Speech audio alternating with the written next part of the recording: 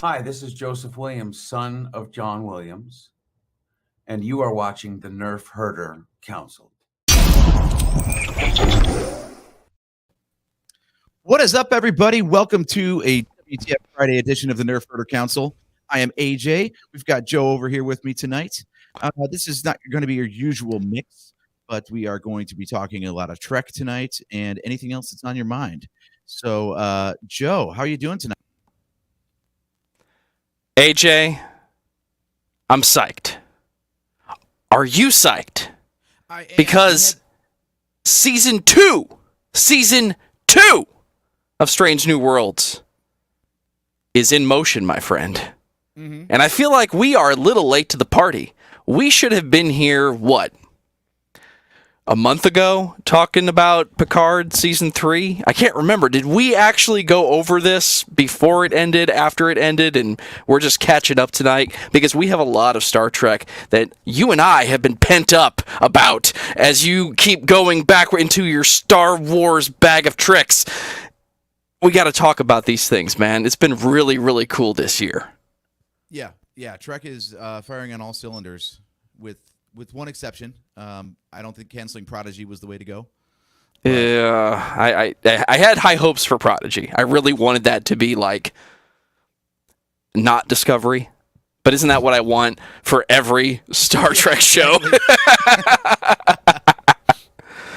Yeah, so, things could be a little bit better, but the shows that we do have on, namely the Season 3 of Picard and Strange New Worlds, fantastic stuff. Fantastic stuff. We actually had plans to do a Picard Day broadcast, but life gets in the way sometimes. Fridays can be rough, so apologies there. But for those of you who aren't familiar with this format, this is not the usual Nerf Herder Council. We talk about anything. So tonight I used Joe to talk about Trek because my brother's lame and doesn't watch any of it. So this is my chance to do what I want to do. And Joe wants to talk Trek. I want to talk Trek, so we're going to talk Trek. Exactly. Now, when you tune into the chat, if you've got anything else on your mind or want to talk, break into the conversation, then by all means, go ahead and sound off. Let us know what's on your mind. We have no problems jumping off topic. We do it all the time anyway. 100%. We cannot stay on topic. This is either the greatest concept for a discussion or a podcast of all time where you just go in any direction possible, no matter what it takes. Or we stay really hard on topics sometimes, and we just go for hours and hours. I'm really thinking that the Joe and AJ impromptu podcast is a thing we need to make happen sometime later this year after, as you said, life stops catching up. Exactly. I mean, unless, you're done moving from one house to another and... I'm keeping both of them. Right. I will occupy both spaces simultaneously. I will find some type of Cardassian technology that allows me to move between spots. Wait, that's World Between Worlds, and I'm not supposed to talk about that on the Nerf Herder Council. What happens is you initiate a second confinement beam on the transporter and you clone yourself. That's right. I should have thought of that. Where was Barkley when I needed his help? When he went full goatee. Yeah. You don't have the full beard. You're the clone. You're the duplicate. All right. Cool. I just killed my... I don't know what you're talking about. It wasn't him. It was me. That would have been the perfect opportunity for me to do an actual switch. Not yet. I'm working on it, though. All right, because they went out like punks. Don't change the channel, and I'll break your fingers. So one thing I want to mention, we are actually on Twitch tonight. We do have a Twitch channel that we don't use too often, but get used to it because we're going to start using it more. Basically, anything you want to talk about is fair game. So we had, like I said, we had intention to try to talk about some Picard. So do you want to just gush about Season 3 like I do, or do you want to step through the whole series? Because we've never really discussed it. I'm going to give you the floor. I want you to set the stage. We've talked about Picard a little bit in the previous WTF Fridays, or we're not counting. That's probably going to work against us later on. So I'm going to give you the floor. I want you to set the stage, and then we'll gush about Season 3. So set us up, AJ. This is all you, man. Okay. Well, See, the thing that I really am trying to figure out with Picard is just because season 3 was a lot of fun, does that mean that the entire series was worth it? Because the transition from season 1 to 3 was dramatic, right? Like, everybody wanted more Picard. They wanted something from Next Generation, so they went ahead and created the Star Trek Picard series. But Patrick Stewart was so adamant that he did not want to do Star Trek The Next Generation. So what we get is we've got Old Man Picard not on a ship, not with his Next Generation crew. Basically, everything about the character that we liked was absent from season 1 and largely from season 2 as well, right? Like, Season 2, I think, more than Season 1. Season 1, for its faults, is believable to me. An older Picard. That's who he could be. If you follow the life of that character and how he was always separating himself from his crew, and that was like his arc throughout the original Next Generation series, where the ending he realizes, these are my people, and it's okay for me to socialize with my crew. I don't have to be the stern captain type all the time. Fast forward, the person who had to learn that lesson had experienced multiple lifetimes, including what had happened in the last episode of the series. Spoilers for one of the greatest sci-fi shows of all time that ended about 20 years ago. Q makes him jump through time a lot. So we had a vision of what old Picard was. So the actual old Picard who would hold himself to that military standard and be that lifelong bachelor, season 1 Picard makes sense to me. I don't like all of it, but it makes sense. Season 2, we're going to deal with some really emotional shit. Oh, season 2 makes no damn sense. I gotta go back and rewatch that thing. Like, the whole time travel, alternate timeline, I was like, okay, I can get down with that. But then it just got weird. Yeah, it got really weird, like surreal weird, like Q has messed with his mind over the years, and now he's going to make him like really get introspective, which I guess that's part of the trial. Like, that's the big excuse, but yeah. Season 2 was weird. Season 2 almost felt Kelvin timeline weird to me. Yeah. Yeah, it was Bizarro World for sure. I mean, just glad to see that Whoopi came back, though. Present day. Yeah, that was cool. That was very cool. But they came to present day Earth, and then they had a whole bunch of shit going on that does not exist. Like, whatever Adam Sung was working on does not exist. Like, drones and force fields and stuff do not exist. Nope. All this crap, I'm like, he might be the smartest guy on Earth, but he's not smart enough to invent stuff that is like a century beyond current technology. But you get to throw it away because Q messed with the past. Oh, is that going to be the rationale? That's the only rationale ever when you're doing a time travel story in Star Trek, is somebody messed with the timeline, we have to go back. I guess that's the timeline of every time travel film, television series. I don't know. I'm not up to date on my Doctor Who, but I'm pretty sure that is like the running theme is time and how many different ways can we stack on this character. Yeah, for the most part, I will no spoilers, but there is one project out right now that does it a little bit differently, and they work it more like a what they call a fulcrum. So instead of the usual thing of you've got your timeline and then it can branch off, but everything from that point backwards is the same. No, they put it more like, at this point in time, if you skew off this way, then that means your timeline in the past goes off this way too. So it's that's interesting. That might be the most. I don't know that that's original, but that might be the most abstract view of time travel concepts post Back to the Future. Because Back to the Future's thing was, this is the line, and at any point where you deviate creates a new thing. Now, your goal is to get off the new road and get back on the original road, but it doesn't make the original road disappear, right?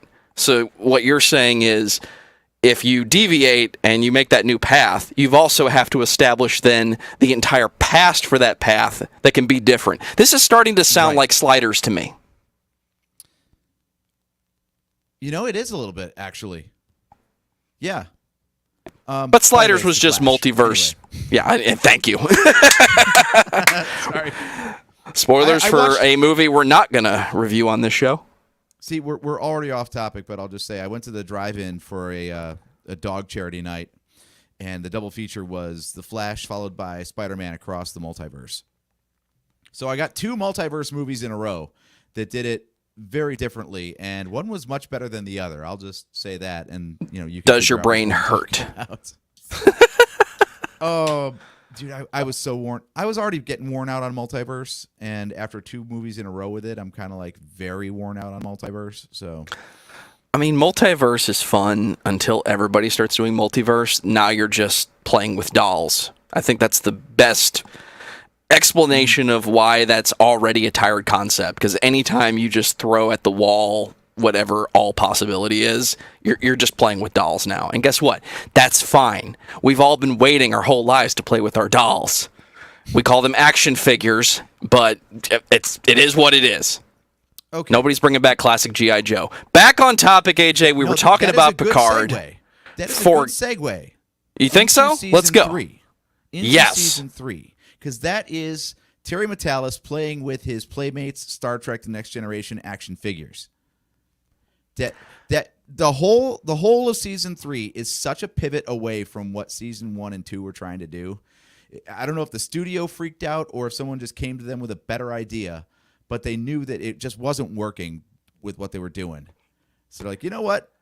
Let's get the Picard crew out. Let's get the Next Generation crew back in. Let's do as many member-berry Easter eggs as we can, and just give the fans. And man, all the they did feels. some good ones.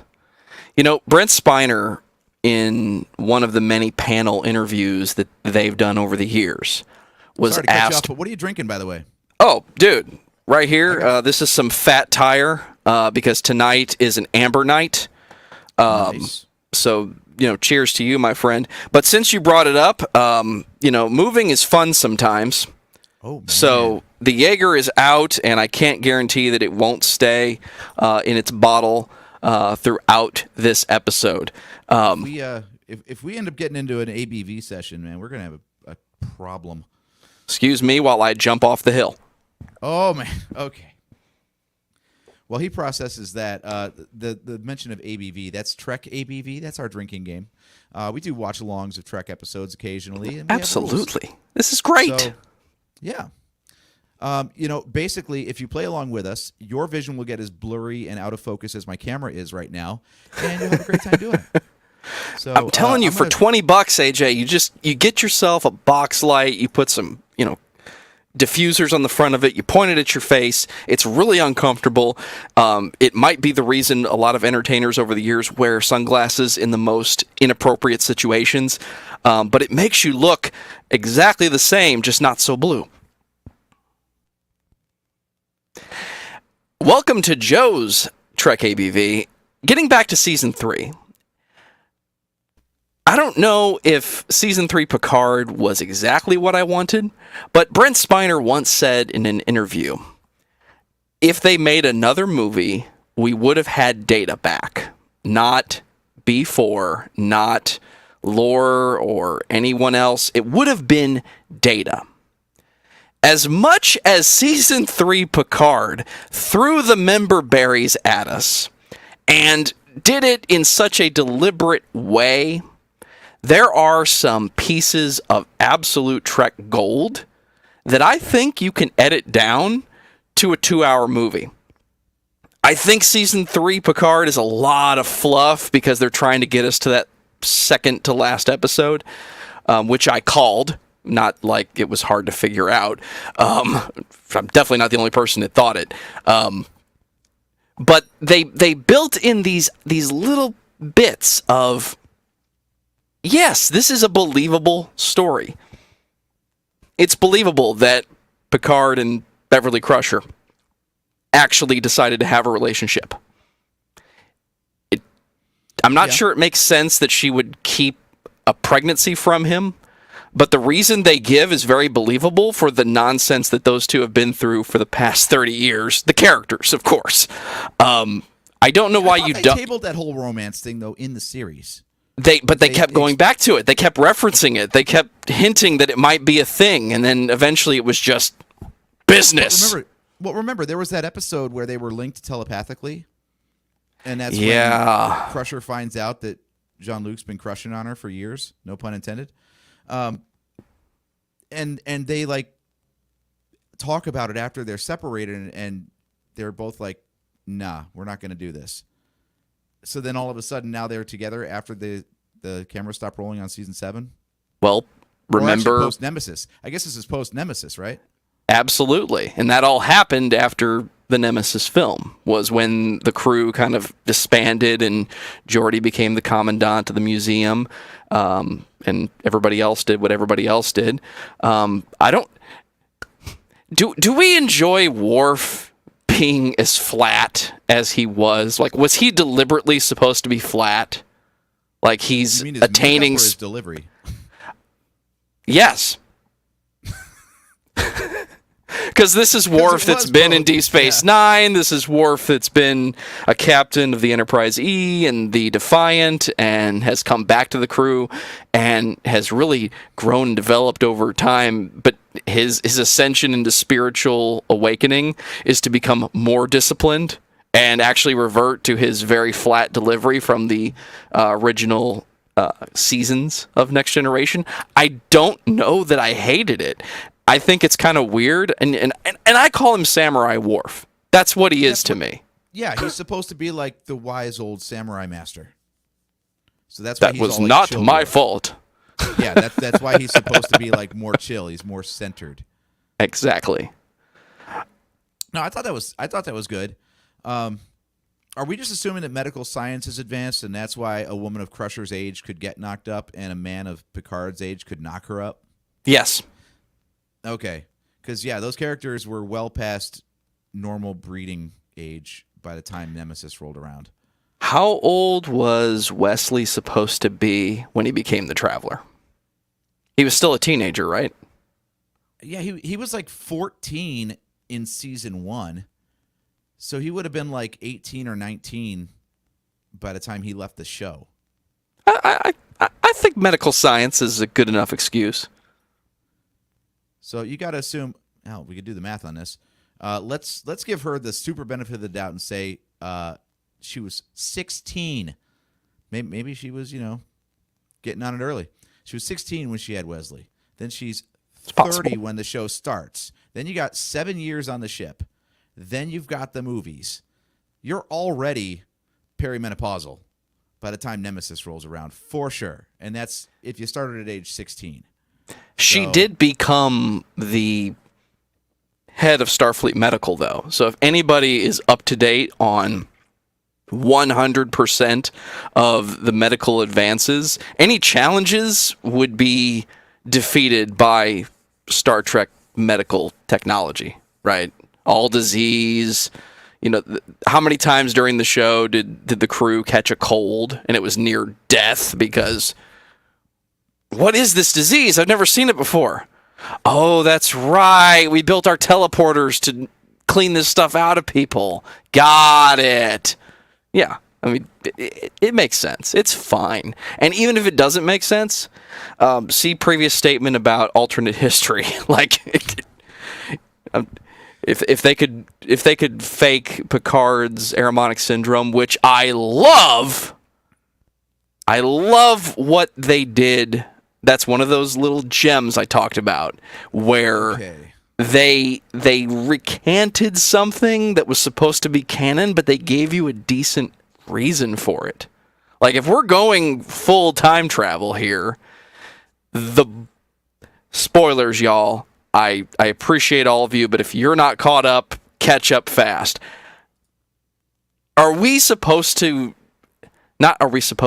Is it okay that the Borg ship that went back in time in First Contact has been hiding in the Jupiter storm this whole time, and this has all been a gigantic Borg plot, which they tied back to the series and the movies with him still being able to hear the Borg. Shout out to my Fright Lab co-host Lucas, who is in the comments. Drink, sir. Drink more. In fact, drink. By the way, I started with a 10% stout, apparently, so let's go. So you're done already. AJ's out. Lucas, I'm going to need you to jump in here in a moment. 10% tall, boy. Oh, come on! But, yeah, so clarify for me. So that cube hiding in Jupiter was supposed to be the one from First Contact? That is my understanding. Remember, it was in a dilapidated state, right? So it was something that had been rebuilt over time. Like, they had literally cobbled it together. Because wasn't the plot... They destroyed the Queen. Just her head was left. Wasn't that the plot though of the ending of the Picard series? When I say the ending of the series, I mean Picard season 3. Wasn't that the point though? Was there was traces of her left and she consumed her own Borg to sustain herself? Well, remember at the end of First Contact, all of her organic tissue was dissolved. It was nothing but the robot parts, and then they broke the robot parts. So there was nothing left on the Borg cube. There was no Queen there because she was on the sphere. No, sorry. She was on the cube. No. If it's clear in the series, I missed it. Right? Sorry. Yeah, so cube goes back in time. Sphere comes out of cube as cube is being destroyed. And then perhaps today is a good day to die. Right, and Sphere gets destroyed, but Borg teleport onto the Enterprise during all of this, apparently. So that is where the Queen sets up the new collective. And then they kill that Queen. Like, they dissolve her. She doesn't exist anymore. So, resistance is futile. So maybe the cube survived somehow, but there was no Queen unless another drone, like, rose to become Queen. I still wasn't very clear on how that worked. I think it was a new cube, personally. It's supposed to be insect logic, so somehow somebody assumed the role of the Queen. Like, it's a collective mind, right? So even if the Borg Queen was present on the Enterprise during First Contact, her mind was present within the collective. So there's your excuse. If that's all you needed was an excuse, there you go. Yeah, I mean, it's never really been clear as far as the Borg Queens go anyway, right? You had the one in First Contact, then you had whatever the hell was in season 2 of Picard. Yeah. God, I hated that character so much. So explain to me again, because I don't remember. Mind the Queen. The Borg Queen was fine, but Jurati was just annoying. She was terrible in both seasons. And where becomes this benevolent Borg Queen all of a sudden because she's like fused, so it's like good. And where is she? Like, is her ship still supposed to be guarding the gate? Like, all throughout this conflict and, protecting the Earth from the Borg, she didn't look down and go, well, that sucks. Anybody at the gate? Yeah? Okay. I'll just stay here. That's exactly how lame season 2 was. As far as I know, whatever the hell happened at the end of season 2, to loop all the way back to the first episode, it was basically the Jurati Queen Borg showing up to go, hey, there's a big-ass thing going to open up in space, and we need to block it right here. And that was it. They just popped in for a minute. Never did find out what the hell that thing was that they were protecting against. I'm going to assume that it's whatever the Enterprise found in the motion picture until somebody tells me I'm wrong. Good enough. I like it. We can make it work. But there were some serious leaps in logic to try to retcon what didn't fit into the season 3 plan. Like the honestly, I think we're just supposed to ignore it. I think season 3 was one of those, we're just going to continue the story from a point that we can tell a story from and give you everything we should have given you the first time. Like, I don't feel like we earned any of those cameos, and most of the time they just feel like that. They feel like cameos to me that somehow have to pay off in scenes or actions that we recognize. And again, it's several hours worth of episodes where a lot of talking and discussion about something that nobody can talk about because reasons, you edit that down, you've got a decent 2.5 hour Star Trek The Next Generation film. In fact, if somebody doesn't do that, I'm going to do it for my own satisfaction next year sometime when I'm free. Just because I think that it exists. There's a lot of fluff, and then there's some really awesome beats. Data actually defeating Lore, I don't think you can retcon that. And Data, who is the main character of Next Generation, does what that character was supposed to do originally. Become closer to being a human, but never actually get there. So the whole point, the whole plot here at the end of Picard Season 3 was, I feel. I don't just have an emotion chip. Like, I can actually feel emotion. By the way, how good was that with the therapy scene with Troy? Which one? The one at the end, basically the stinger at the end. It was a little, how do you say? It was a little insidious. Like, with the red door. Yeah, like the red door that the evil is behind, and we're going to go through the door together. Oh, no. That was Troy with Jack Crusher. I was talking about Data getting therapy at the end. Oh, absolutely. Amazing. I'm surprised it took them this long to put Data in therapy. Like, it seems like a plot point they could have explored. Like, counselor, I'd like to come and receive therapy. I think it would help me on my journey to learning how to deal with emotions if I can learn how you tell people to deal with emotions. Well, Data, that's not how it works. See, you can't deal with emotions unless you have them. So, like, I feel like that's a plot point they missed, and they finally got to cash in on it. Like, Data has ascended so far, he needs therapy now. The other thing I love is that clearly Terry Matalas loves First Contact, because he took that drunk Troy scene and just gave us another one. Like, Marina Sirtis is so good at comedy, and that poor woman never got to do much of anything with Troy. Like, have you seen those supercuts of people taking all the clips in Next Generation of where this empathic, telepathic Betazoid is just like, I don't know. I don't feel anything. I don't sense anything. Like, she's just there to not do her job, basically, in the show. And then they finally are like, let's give her something to do. Yeah, it's better than all that weird extra stuff they gave her in the films. Like, I never told you this, but... What? No. The drunk Troy in First Contact. Let's write a better scene, guys. Let's all write it together. Here we go. As my species gets older, we develop additional abilities. I never told you about them because, well, it takes a while. I just wrote a better scene. But we're supposed to be talking about Picard Season 3, and we're not talking about it. AJ, we got to talk about it.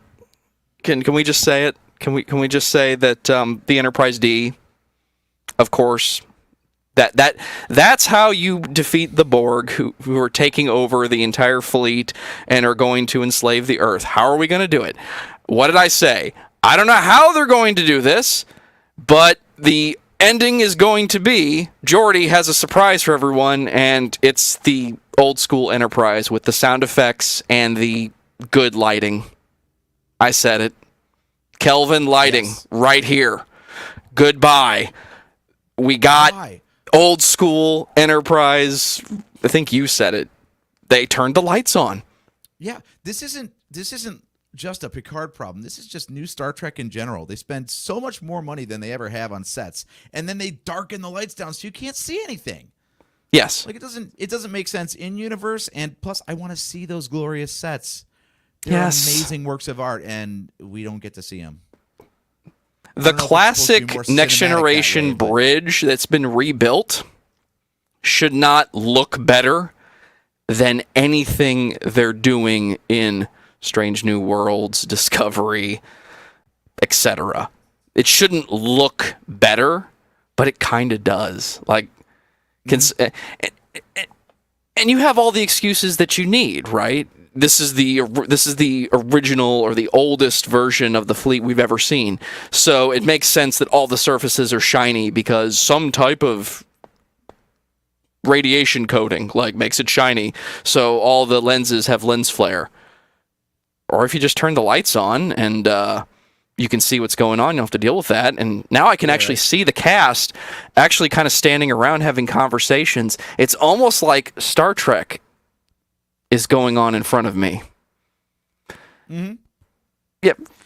I never minded the old cheesy 90s lighting or the 60s lighting either. I know it was because the cameras, cameras couldn't capture low light scenes.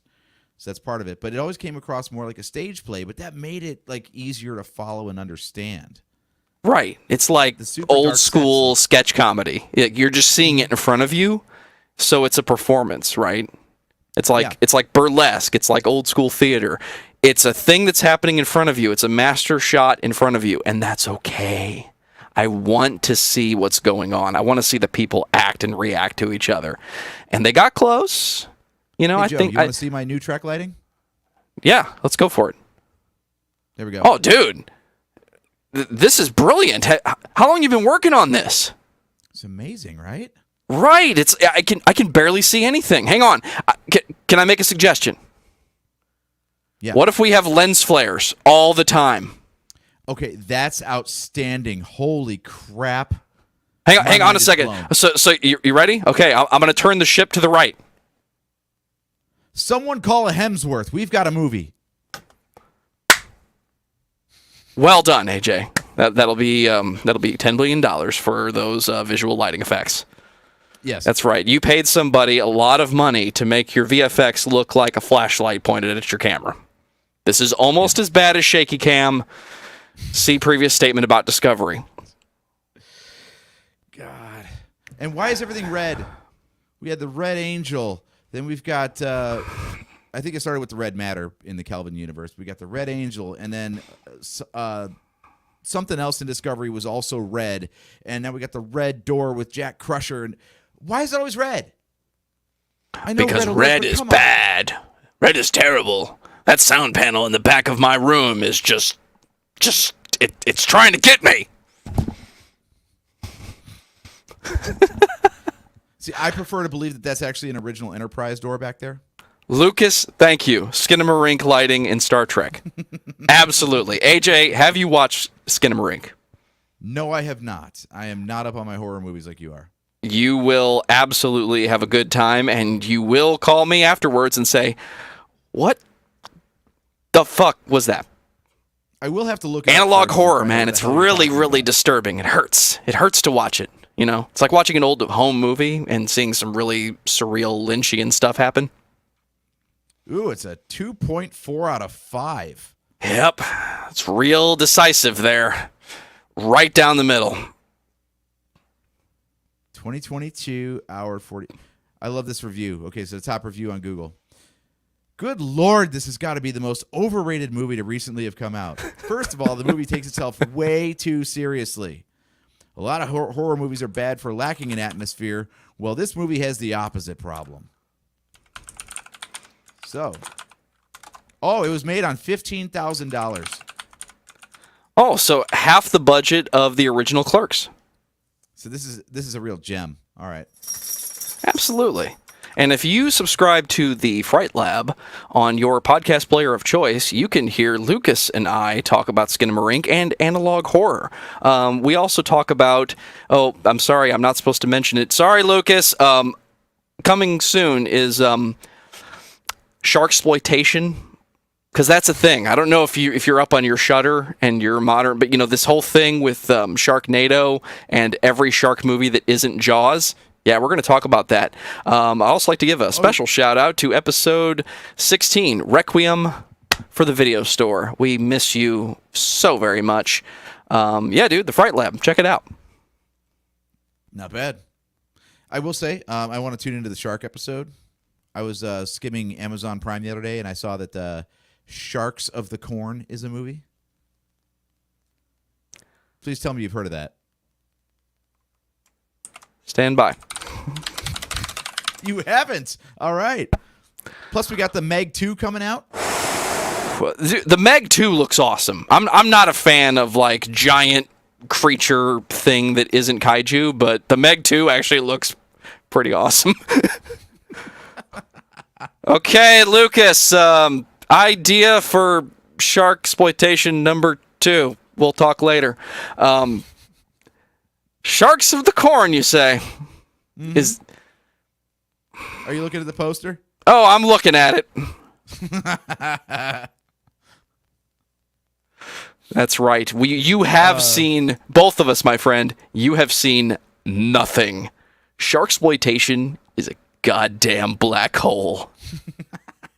I did recently catch a glimpse of something called the Black Demon, which is a shark that's attacking an oil rig, and a lot of people are scared of it. And this guy that's there to do an inspection is going to defeat it. Okay. The rabbit hole goes like this. It's not even a rabbit hole. It's a shark hole. Lucas, am I allowed to say shark hole on another podcast? Let me know later. Yeah, dude, Sharks of the Corn. Oh, good God. I got to walk away from this. We're supposed to be on Picard Season 3. Yeah, I was going to say, we're so far off topic, I don't even remember what topic we're trying to get back to. Welcome to the Nerf Herder Council, AJ. What the Right. fuck is this? But, yeah. For those who are tuning in right now, this is what we're talking about. By the way, that's framed very nicely in the overlay. I like that. Absolutely. Come on, that's a $1 million tagline right there. So is this like a spiritual shark that's coming out of the ground? Or is this like the corn is flooded? Like somebody had a bad year with irrigation and somehow the shark made it through? Like that scene in Jaws, I don't know what number, where the shark is in the pool? Oh, God. Like, is that what this is? Because I have no idea. clearly this is an evil shark that is out for blood and revenge. They all are. Of course. Killers.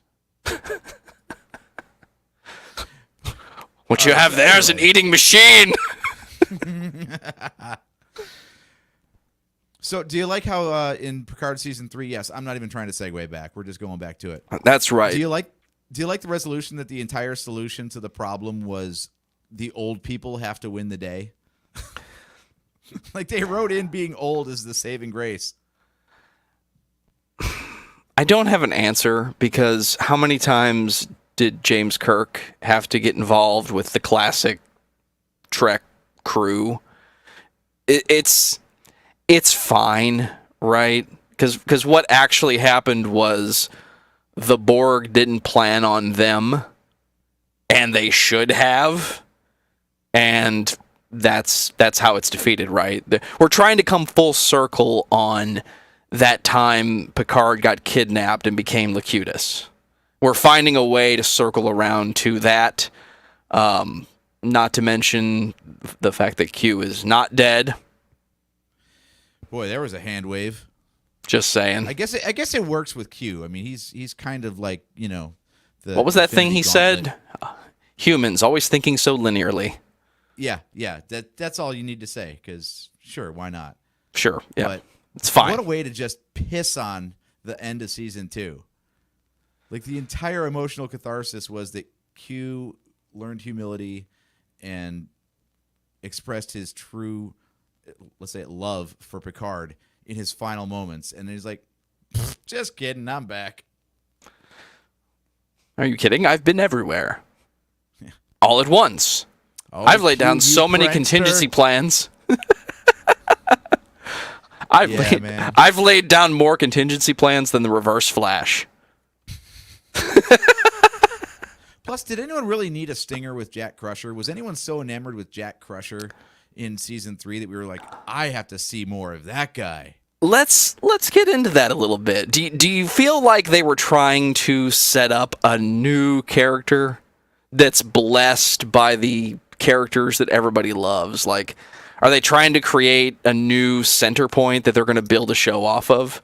that isn't a blatant prequel of a prequel like Strange New Worlds or Discovery, or bringing out the member berries again, because they've been doing that a lot lately. They did it a lot before because that's all you had. It's fine. You can bring out the Enterprise D and just keep going, guys. We're on board for that. You can even pick a new crew if you want. It's the style and the content of the show that we like. The characters came later. Were they trying to set up Jack Crusher to be like an antithesis? Like, are they trying to do a Godfather 3 thing where they make a guy that's supposed to be a combination of all the other guys and we're supposed to like him because of that? Is that what they're doing here? I think this is a Star Wars Episode 7 situation where the character was created and then left on a cliffhanger in case someone wants to pick it up and do something with it. There is no plan for the character, but there he exists on the bridge of the Enterprise F, just to say, hey, as an ensign. Enterprise G. My bad. That was not my fault. Wait, that's E. No, I think it was the F they were talking about, actually. I thought the E was the one that blew up. God, help me out here. Okay, so E was in the movies. E was in First Contact, but they rebuilt it. F was the one flying around, so I guess that was the E that he blew up. Way to go, Captain Worf. Every day is a good day to die. Carrot. That's another dangling carrot where they don't explain that. They don't explain that at all, but someone could sometime. So they could. I mean, it's in the comics. That's an excuse, right? It's in the comics or the books. I forget which one. Yeah, and they don't worry about continuity at all, so they can just what do they call the Star Trek books? Beta canon, I think. Like, there's an actual name for the stuff that they don't really care about caring about. Right, because they know that nobody cares about anything but the TV shows. Mm-hmm. And that's fine, Star Trek is supposed to be a visual thing in front of a crowd, in front of a camera with people doing characters that give us a vision of how we see the future, which tells me that we're so far off the original vision, it's not even funny, because now we've got everybody doing modern action movie military stuff. See, I keep bringing it around. Just finished. Do you want to talk about Nemesis, or do you want to talk about Picard? Because exactly, keep going back to the movies. He did keep shouting backwards, right? Which it's fine. Like, I don't know if we were supposed to feel anything different at the end of season 3 than we did our best to redeem what we did with Nemesis and the last 2 seasons of this show. Like, we tried to give you and give this cast of characters a true send-off. Like, the only way you could go any further with it, and I hope they don't try to keep bringing everyone out, would be if the ending is them sacrificing themselves in a giant explosion to save the Earth. Like, that's the only other way you could have ended that. And since that's dumb, just let them win. As absurd as it sounds, let them win. Because they won every other fight they got in. Yeah. It's Star Trek. Okay, so that's one of the things that I love about season 3 was Captain Shaw and his summation of all the shit that we've seen on the show and in the movies, and how, to an outsider in Starfleet, they must be looking at that stuff going, the hell are these people doing over there anyway? Oh, Captain Shaw. Captain Shaw was actually outstanding. At first, I thought, oh my God, because my summary of season 1 of let's try this again. Season 1 of Picard was everyone shits on Jean-Luc. Absolutely. Everybody that he goes to is like, you're a turd. This is what you did. And I thought it was another one of those guys. But then it turns out he had a good reason for not liking the dude. And he was heroic in the end, and he did what he could to, save the ship. And, yeah, man, Captain Shaw was probably the best new addition in season 3, I think. He was kind of Picard-ish. Like, he became a captain, so he carried himself like a captain. So if you walked around and just saw or heard him talk, you'd think, that guy's a dick. But the whole time, my people are the best. This person's outstanding. You know, I would stand by them forever. Like, it was a very Captain way of handling himself. We all just didn't expect it because we're not being told he's the captain we're supposed to care about, right? It's not like Voyager where she's kind of harsh, but not really. It's not like Cisco or Enterprise. Like, we're not being given that clear, hey, this guy's the captain, so if he's kind of mean, he has to. It's his job. This one was kind of we really hate that guy. If anything, that's a success for season 3. That they made us care about a captain that we didn't want to. They actually gave us a new character that we liked. Yeah, to purposely come out with the character and set him up so the audience wants to see bad things because he's against our favorites. He's against Jean-Luc. He's against Riker. And then to turn him throughout the series into this sympathetic character, that rant he went on in the holodeck version of 10 Forward, oh my God, that was fantastic. Yes. Counting of Wolf's 359. Wow. Yeah. Like, that's one thing. I think they overdo it with modern Trek with the melodramatic acting. Because the performances in the 90s that they're pulling from are very stilted. They're wooden characters, right? They So were, the new and style that's... of acting is very different. But sometimes it's better. They found a the speech way. gets delivered in the 90s on any TV show, but in modern Trek that worked perfectly. Right, and it's hard because everybody's been trying to dip into the Kelvin style since it's been done, and you're right. They're very stilted in the 90s. It's very, very formal-ish and very military-ish, and it's but with compassion, right? Because it's the future where we care about people and all living things, and it's all about the working together to find the greater good, and not about material possessions. And the entire theme of Star Trek, right, is people working together. It was very that you still have to develop that vision, right? So it makes sense that there's a time when the Prime Directive doesn't exist, but we have a guidance that eventually becomes the Prime Directive. Now you get to talk about the Prime Directive. So the way they carried themselves in the past of the show, it makes sense they become a little more lax. And they've backed down a little bit on the, it's the same argument that you hear about the Jedi. Like, they used to be very formal. Yeah, but they didn't have to be. Yoda thought they should be. That's why he talked like that. Thank you, Frank Oz. It's his opinion, of course, not canon. But eventually, you have to let society that you're depicting develop. So it makes sense.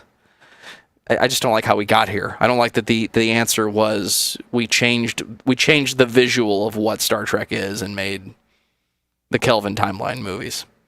But I think it makes sense. Like it's like they recovered a little bit.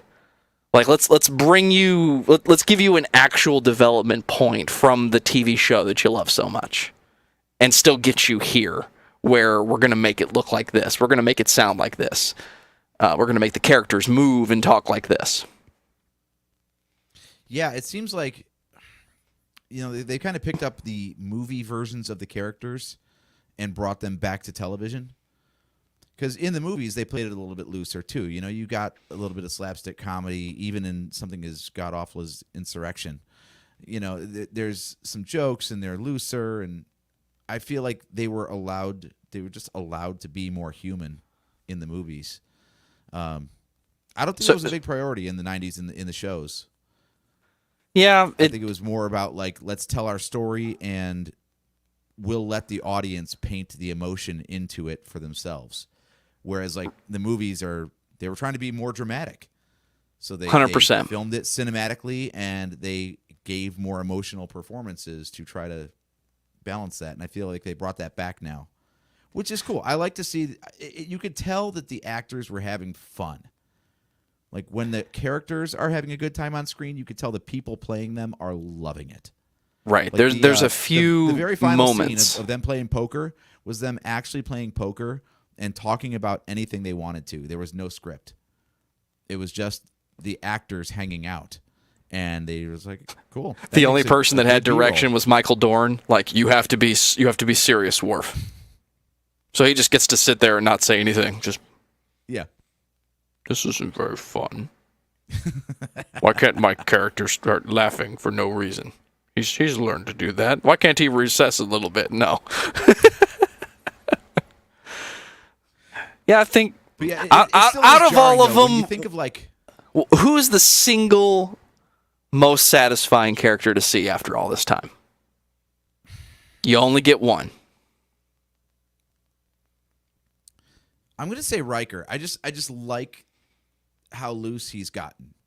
I know we've seen him more than most other characters from Next Generation since he, popped up in a bunch of other stuff, but he's still the most entertaining to watch. Like LaForge, whatever. I mean, Beverly. It's cool that she's a badass now, but that's a weird left turn for the character. Like, I'm going to go head up Starfleet Medical less than 2 years later. Never mind, I'm quitting Starfleet. What? For 20 years. Yeah. And then get back to that canon stuff that we already wrote once. Mm-hmm. Yeah, exactly. Mine is and will always be Data.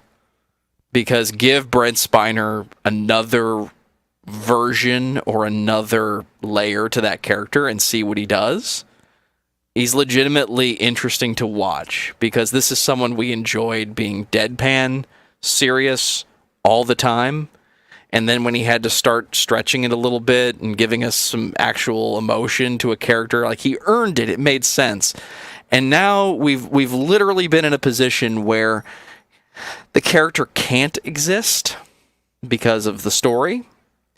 And they still gave us a modern version of the old school character in season 1.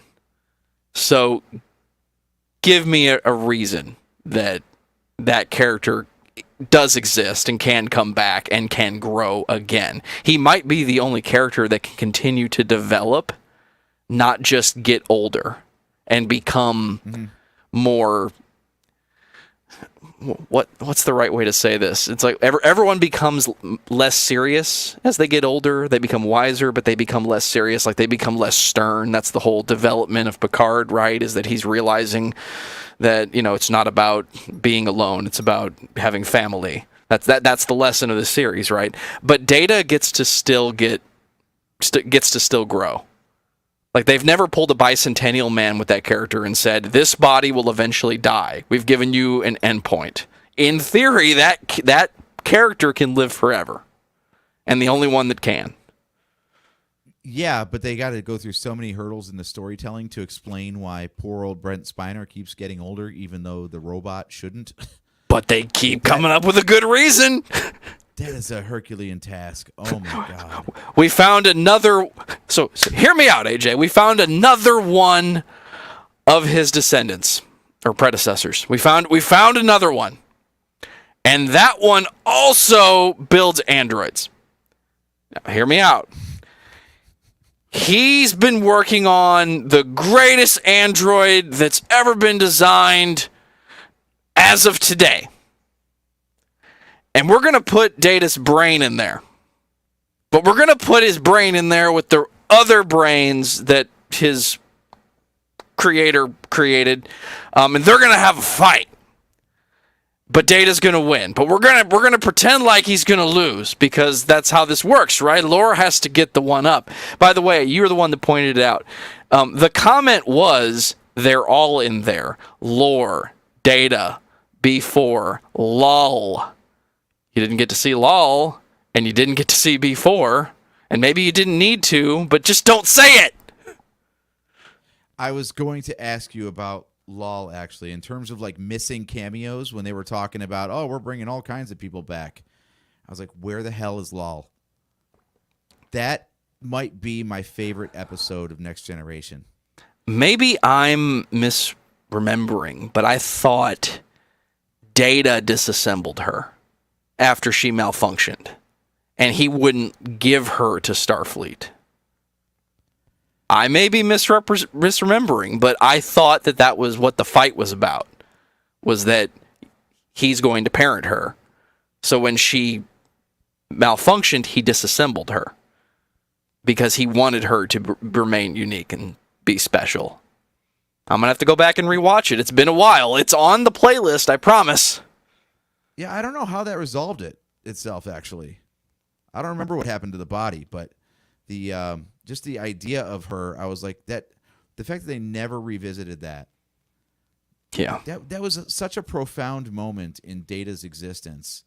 How it never came up again. That's just episodic storytelling of the late 80s, early 90s, but they could have revisited that at any time, and to name right, he could have tried again.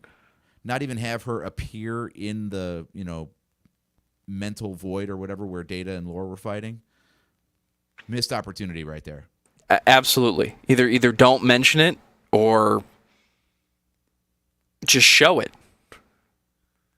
The fight made sense. I mean, they got me for a second. I admit it. I knew it was a bait and switch, but it didn't stop me from being like, holy crap, he beat him. And he beat him the only way Data would have beaten Lore in that type of battle. You have taken all of me. I discovered the flaw in your logic. So now you and I are me. You lose.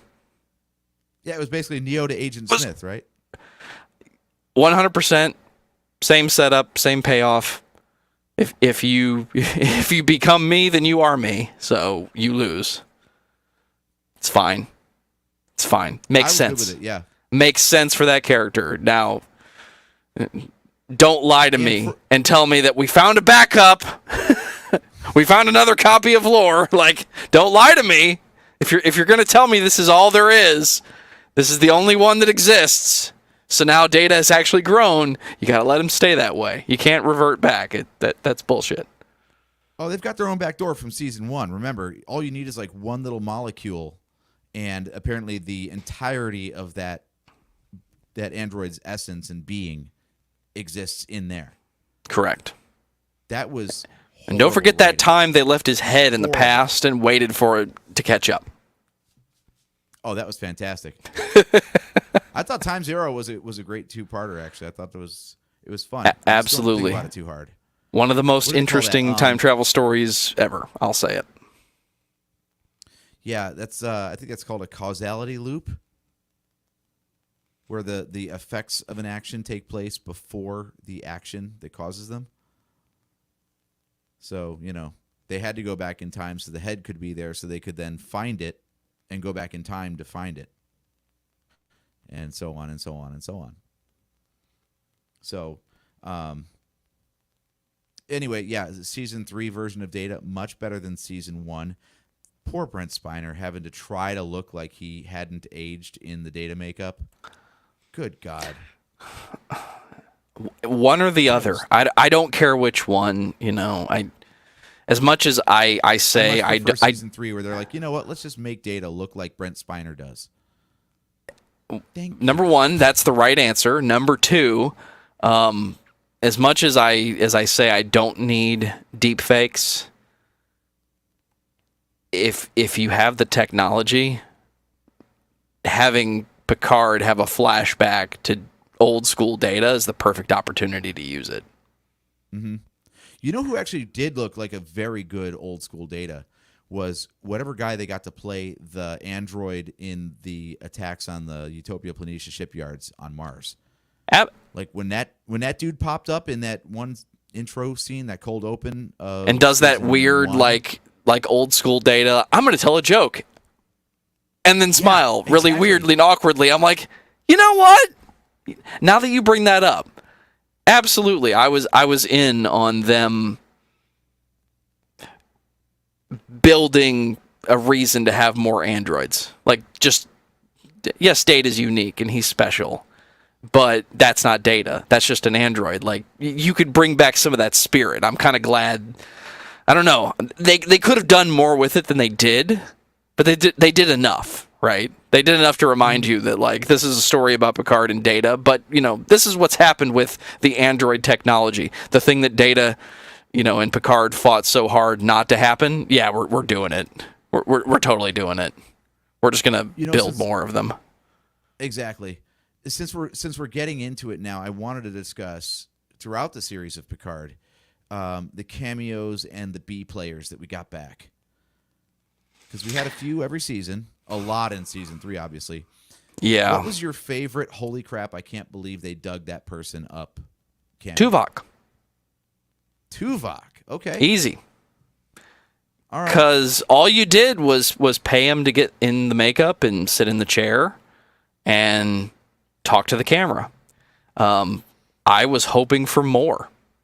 I was hoping for Janeway. I was hoping for Cisco. All the obvious choices that are supposed to still be alive in this time frame.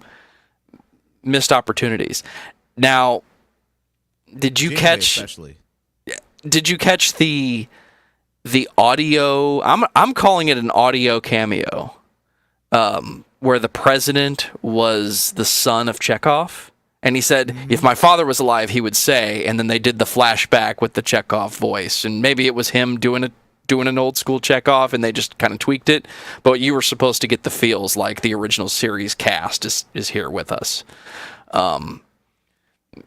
And again, there was a couple. I think the diehard fans would say when they're looking for something and they're facing down the hologram of Moriarty, the drive-by FYI, we also have the remains of James T. Kirk.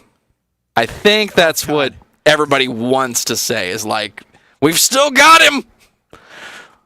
We reclaimed his body after that thing that happened in Generations. I mean, does that even count as a cameo? That's an Easter egg. I don't know if it's a cameo. It's a reminder that they can still do whatever they want with that character. And if you're caught up on Strange New Worlds, they're still doing stuff with him. Mm-hmm. Kirk is probably alive not and supposed well to in talk the about Strange New that. Worlds timeline, of course. Yeah, well, whichever timeline they want to You use. got to hold that one off. I have a lot of thoughts on Okay.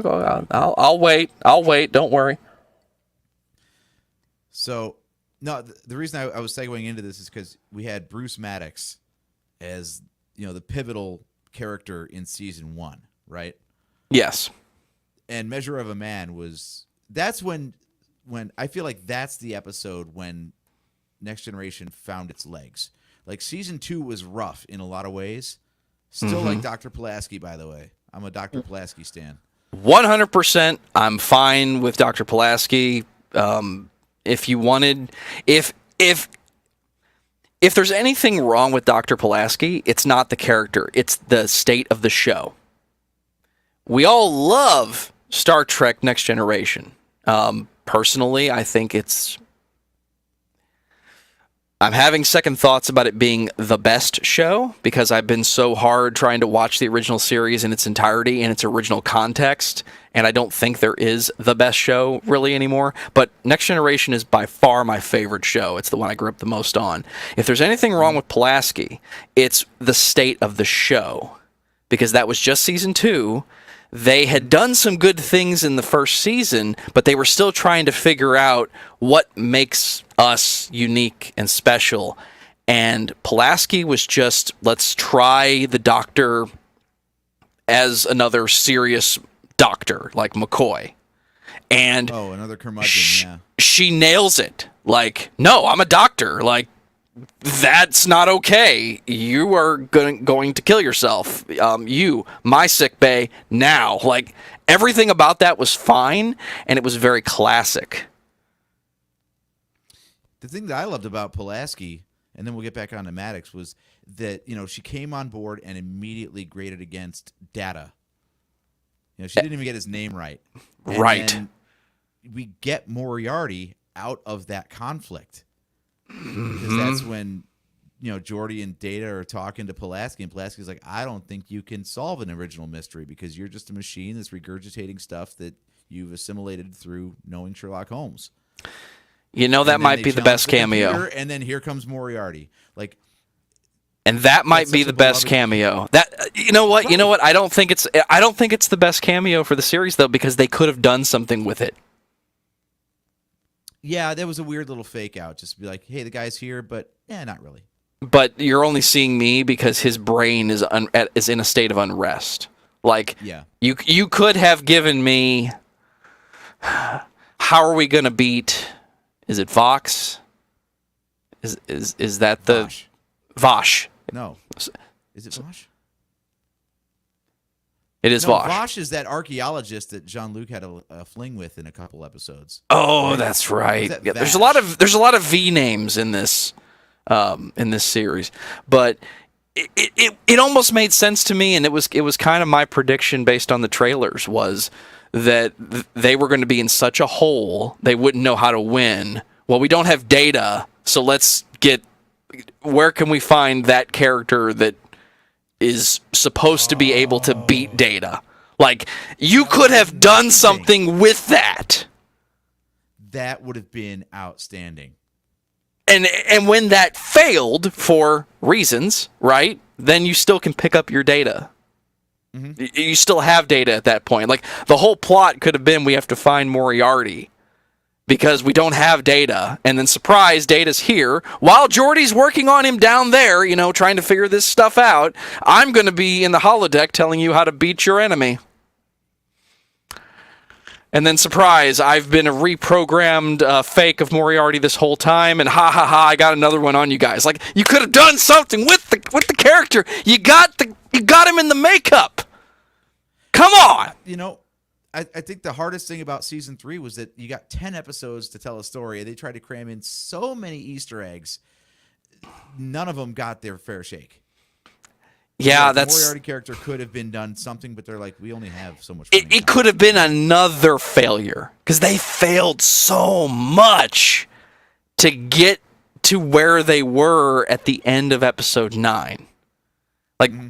Our cast of characters failed a lot. Hell, the first 4 episodes were like a movie unto themselves. Just getting out to space and then getting away from, we'll call her Vosh, I guess. I know that's not the name, but... I'm looking it up! The Shrike, was that the name of the ship? Yes. We're trying to make it look even pointier than the scimitar from Nemesis? Right, because we're trying to remind you that this is better than Nemesis, but we're trying to still give you the feels. Yeah. That portal weapon was awesome. It wasn't just awesome, it was just the fucking portal gun from Valve Portal and Portal 2. Yeah. Like, but when you watch, hey guys, can we... Oh, dude. It was... That attack was amazing. You eat an entire building, and then you dump that building on another building. It's almost... Oh, man. I've just realized we haven't said this on the internet. It was so good, it should have been used later, but this series was so hard on the member berries, right? Like, the first 8 episodes were the series, and then the last 2 were Next Generation. Like, we're just going to give it to you. Like, you've been hanging out with us this whole time. We're just going to give it to you now. Yeah, that... You had to get rid of it quickly. Otherwise, it became it became something they had no... They couldn't beat it. So they had to come up with a reason that the ship went away. Which is not a bad way to tell a story. It's just, we have this really cool idea that maybe we get to pull from in some other things over the next, however many decades. But yeah, scary. Like, back to season 1 Picard levels of, we're stepping up things just a little bit. This is in, and I can't remember the name of the episode, but this is in the territory of, which episode was it where Picard and Beverly were stranded in the hole of the planet that was just a big sales pitch, and the whole premise was the weapon kept like attacking them because it was trying to sell you on the thing, and Picard's like, fine, yes, I want to buy it, and they're like, you're done. Like, the hole is just so deep, right? No, sorry, Crusher was in it. It was season 1. Right, it's one of the first episodes of the series. But, man, I can't remember the name of the episode, but man, it was. You just keep giving this cast of characters bigger holes to fall into and fail. You gave their enemy a portal gun that can consume entire cities. But it's the classic Trek weapon of the week, right? The thing that they'll never revisit again. Right. Like, and that's he fine. thwarted me. Well, I guess we'll never try that again. Why not? Why build another one? Star Trek 6. They built You a only made one while cloaked. You only made one. You haven't learned anything from the Empire. Always build another one. There is always a second. Dude, as soon as Star Trek 6 Undiscovered Country introduced the bird of prey that can fire while cloaked. Okay, it was a prototype. They said so. Build more. It worked great. And yet still you get to Next Generation 78 years later, still can't fire when cloaked. What the fuck? Yeah, but Next Generation did the thing where they found the cloaking device that they could pass through matter. Mm-hmm. And that wasn't supposed to exist because the agreement with, with our trade federation partners we're not allowed to build cloaking technology. They won't give us any, but we're not allowed to build any. So we're just gonna build this anyway because that's exactly what would have happened in that political situation. Just make one anyway. We'll ask for forgiveness later.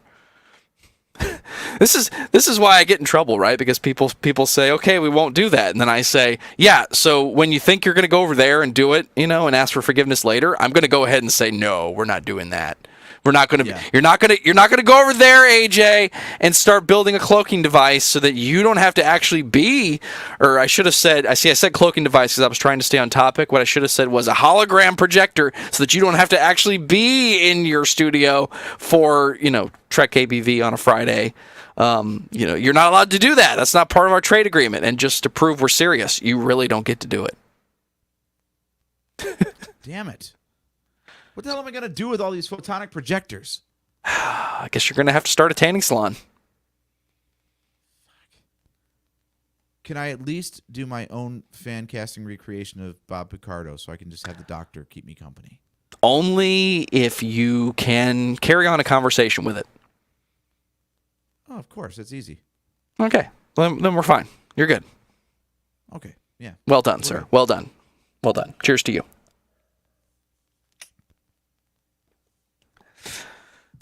So my favorite cameo, Ro.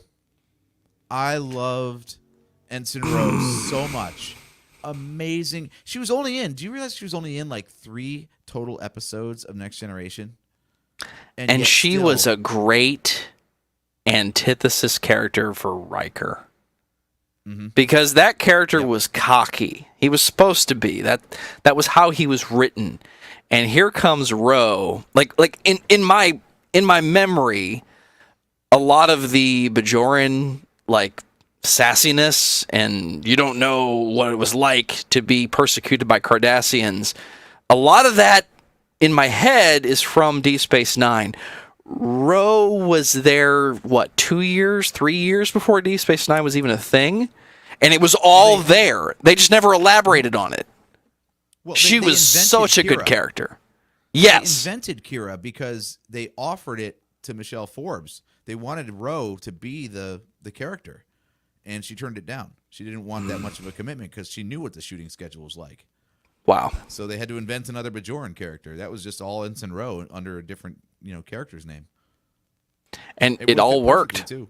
Absolutely. I was surprised when they brought her back for this. I was surprised the direction they went.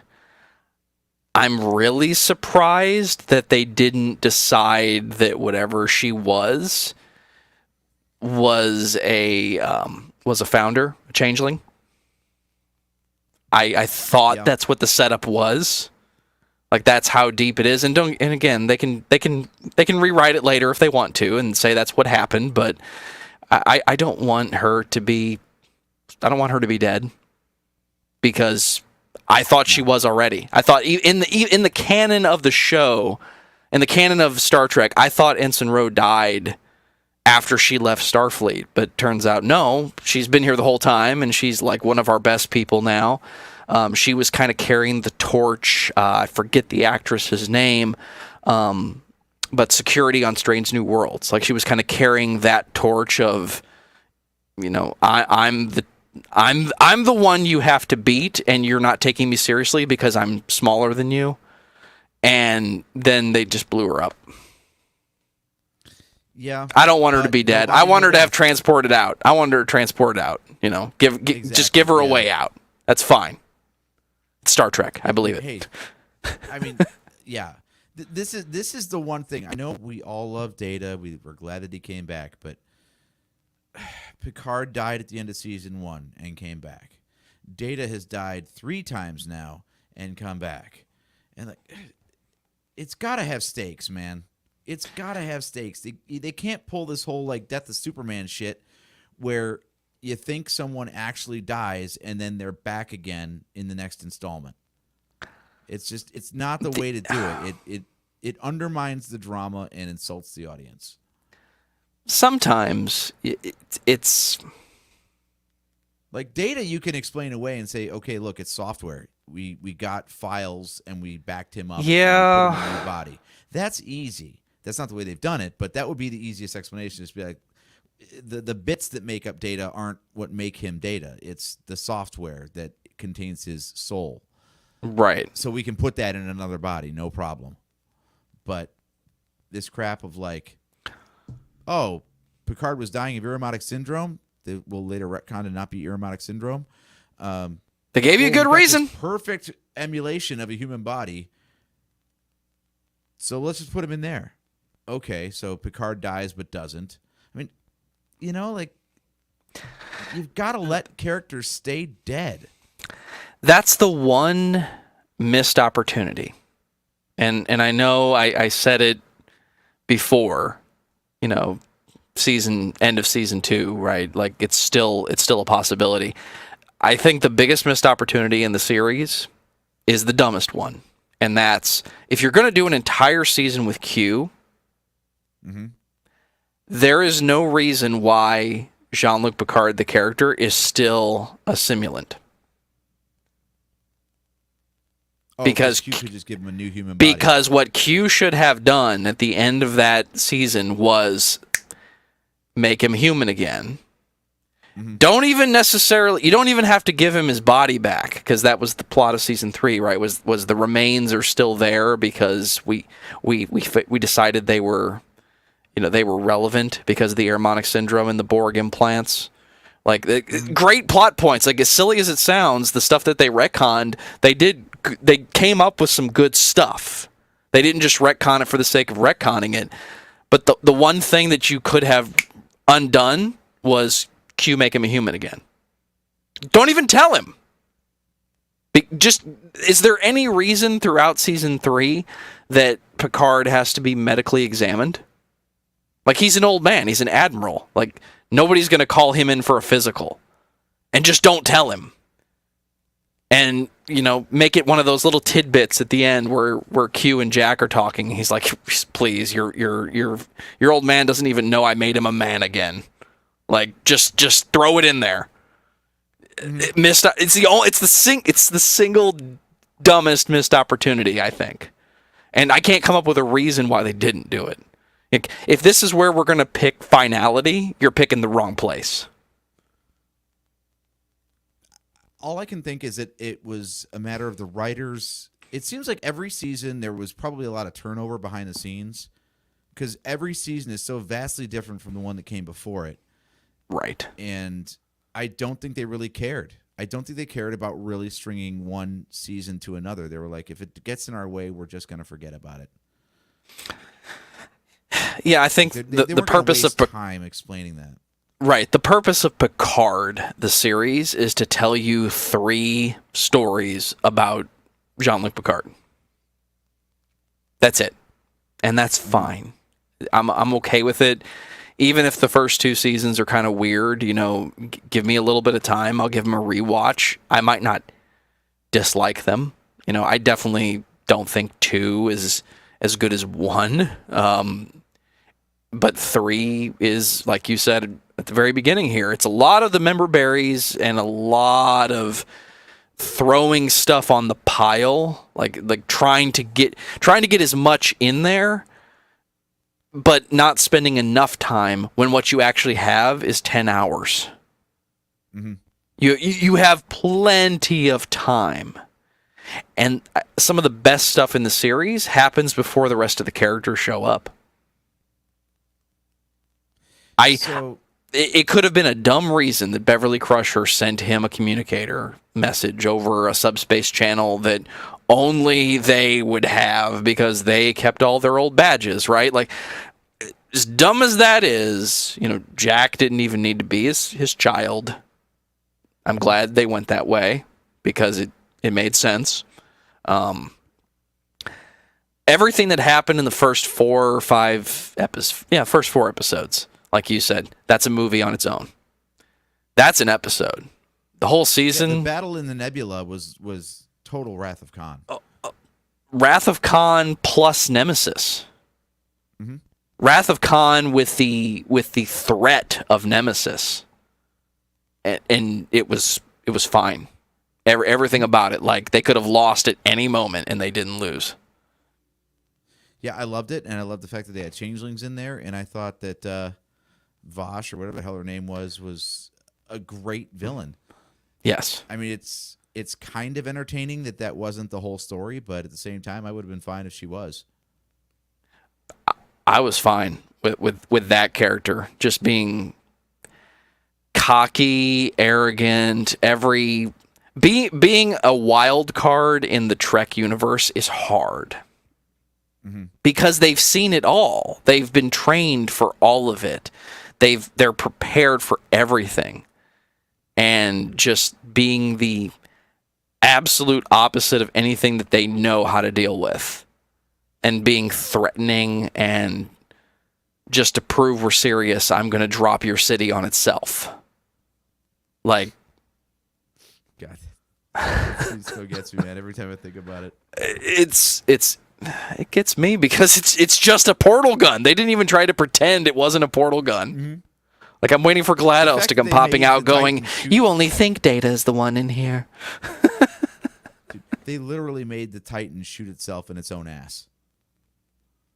That's outstanding. Which I don't know if you've played the Portal games, AJ, but that's actually like a serious discussion point amongst the fans, right? Like if you have a portal, right? If you have one in the floor and one in the ceiling, and you drop a pole, does it land on itself? The answer is, of course, it doesn't move because momentum and this and that. So I don't know how that's supposed to end up, but I like what they did with it. I mean, it made me laugh. I started screaming Portal 3 right here. This is how you make it a game. Just give me the weapon in outer space and let me go after my favorite, not Cardassian, not any other of the other aggressive Star Trek character types, right? Like, because they could have been partnered with the Klingons the whole time, or the Romulans, or anybody else. Was it a cash-in that it was the shapeshifters and the Borg working together? Was that a cash-in? Like, was that a cheap move? Yeah, I mean, if there's one thing that I really hate about the Picard series, it's the fact that Picard is such a deep character and has so many plot threads you could pull on. The fact that as soon as First Contact came out, that was all he was just a PTSD victim of Borg assimilation. It was always about the Borg. Like, stop it with the fucking Borg. He's got so many other facets to his character, and the fact that Best of Both Worlds pretty much defined him from that point forward as far as any other writers were concerned. I want to disagree with you, but there is that time. I said that backwards. I want to agree with you, but there's always going to be that time he was in prison. He was a prisoner of war and being tortured by Cardassians. That seemed to affect him so much worse emotionally that they never go back to. Exactly. that is one of the scariest episodes of Next Generation. Because you realize that it did break him, but he's just being stubborn. Like, I'm not going to admit it broke me, but man, it broke me. That last scene with Troy where he's like, I thought I could only see 4 lights. Or 5, yeah. Yeah. And they never go back to that. Like, you're right. And yeah, of course, like, the Borg is always present, right? Because you've got the implants and, you know, your entire being was taken from you against your will. It's not torture that you endured. It's your being taken away from you. So, yeah, that's impactful. But nobody ever talks about, like, the torture. And I can't tell you that would be worse, but it's shocking that they didn't go back to it ever. Yeah, it and then really season is. 1 is we've got a Borg cube. So, of course, Picard's going to have issues because of having been assimilated by the Borg. And then season 2, well, now we got a Borg queen. And she's just going to hang out on the ship because we need more Borg and Picard shit. Yep, And we've then been telling you season this 3, whole it's more time. Borg. Yeah, because Picard can never have an enemy that isn't a Borg, except for that one time with the Cardassian. But we don't talk about that. Nope. Never. No, it's terrible. That is the one thing. If there's one bad point about First Contact, it's that the franchise is a victim of that movie's success. The sheer overexposure of the Borg in storytelling since then. I mean, Voyager was rife with it, and every time they're trying to figure out who to revisit, it's always the friggin' Borg. And the fact that Picard, the entire series revolved around his time with the Borg, I'm like, enough already. Just do something else. I would have actually. They could have done more I with think a 7 of cool 9. angle- Yeah, that was a cool little hook. I do. From a agree that, Borg context, they could have done more with 7 of 9. very much, very much. But I do like that they kind of like had that organic association between Picard and 7 because of their time in the collective. That was a cool, natural way to bring those two characters together. Right. They didn't really ever have much time to talk about it amongst themselves, which was unfortunate. They did a little bit in season 1, but that was about it. Well, Picard didn't have a Vulcan to help him uncondition himself, right? He had to immediately be Picard and just handle it. I'm fine. Pay no attention to me. I'm not holding on to the Borg stuff, but in effect, he's actually having like several counseling sessions, like dozens and weeks and months and years of time spent with Troy to have her say, I feel like it's like no, 7 of 9 has a little bit of an advantage here because she's got a Vulcan who's like, I got this. Do you feel better? No, hang on. How about now? It's fine. It's fine. They did enough good stuff with the series that I enjoyed it. And the only way they could do better is if they had 100% hindsight. I'm happy to tell them in person that you guys don't need to follow the Kelvin stuff. What you need to do is make Star Trek. Yeah. That's what you need to do. And I like the first JJ Star Trek movie. I think it's fine. I'm purposely stifling my opinions because this is a subject topic that I wanted to do a show about. Okay, we won't go further, AJ. I won't make you dive into how much you hate Into Darkness. Oh. That is the Caravan of Courage for me, okay? My brother will not watch the Ewok movies, and if you make me watch Into Darkness, I will, but I will be mad at you for a long-ass time. Oh, come on! Exactly. I'm not going to make you watch Into Darkness. What about Into Darkness now? I'm not going to make you watch Into Darkness. I just think it's funny that they tried really hard not to say that he was Khan when he very clearly was. And then he just says it. I'm like, well, duh. Yeah. We call Benedict Cumberbatch that when can he's also like be its own when he is hot off of Sherlock, and he is becoming like the biggest deal before he became the voice of a dragon. Like here is this theater veteran, the modern incarnation of what we all believe Patrick Stewart was back in the day, because he was a serious Shakespearean actor, right? Like, we're going to get him in our movie, and he's going to be the villain to James T. Kirk. Well, clearly he's Khan. Well, we didn't tell you he was Khan. Yeah, but he clearly is. And you're not telling me that. Like, you're not admitting that all you're doing is just doing Wrath of Khan. But it's JJ, so he's got to do it differently. Like, I didn't hate that.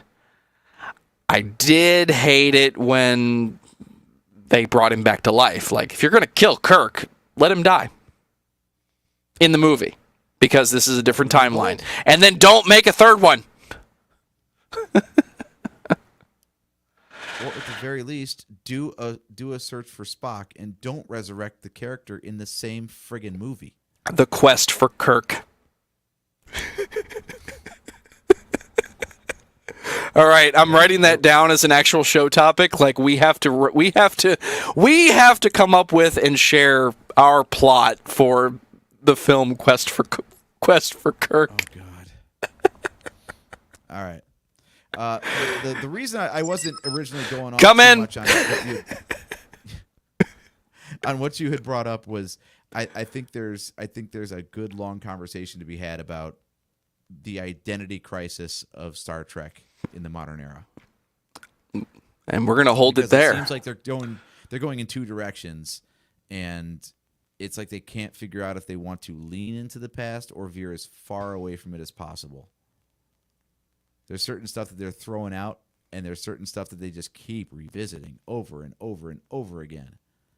Right. So, yeah, we will table that side note for another conversation. But I feel like, to put a bow on the Picard series, I feel like season 3 should have been seasons 1 through 3. There was so much meat on that bone. I feel like that could have been the entire series. They had so much more stuff that they could have explored. Do you feel like that would have been you overkill? had acknowledged the fact, of a Next Generation redux?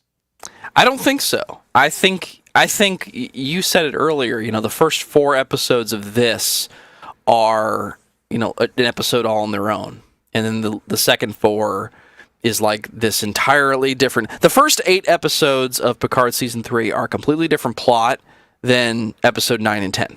Episode 9 and 10 is the canon of member berries that we've all been theoretically holding out for. And what they could have done, I don't think you scrap any of it. What they should have done was reorder it. You could have done Picard season 1, like the first half of it. And then when that problem is dealt with, before you start up with the next one, you have season 3, episode 1. And Beverly sends him a note like, "What's this?" Right? Then you do the first 4 episodes where like they're fighting in the nebula. So he thinks he won. He got away. We all think that Vosh is dead. Now you do the second half of season 1. And they don't all have to be there for that. The whole time, this underlying plot of the Borg is happening. Every single bit of it. You could even do some of the... Right, you could even do some of the weird stuff that they did in season 2. Not all of it. Some of it was really weird. But guess what? That's what every season of Next Generation was. Eventually, this season, Q's going to show up. More than once. So right in the middle of your 30-episode series, now you do the Q plot. That doesn't have to pay off because it's not really happening. Mm-hmm. And then you get to finish it out. And you don't even you save the Enterprise D. You hold on to it and you do the exact same thing you did. Like, well, I was saving this, but no time like now. Like, and maybe that's a feasible compromise to some of the issues that you and I have been talking about, and I've been reading fans on the internet saying about it. Like, can we feasibly just reorder like 5 episodes at a time from every season and come up with an actual season of Picard, like a 30-episode old school season of television that actually makes feasible sense? I think that's what they should have done. They shouldn't have done anything different, but what they should have done was not just try to Netflix their way through it. Like, don't force me to sit through the 10 episodes of, Picard is dealing with some of that stuff that he's never dealt with. Like, he's been dealing with that his whole life. Yes, I want him to deal with it. But we can get through it in about 4 episodes, not 10.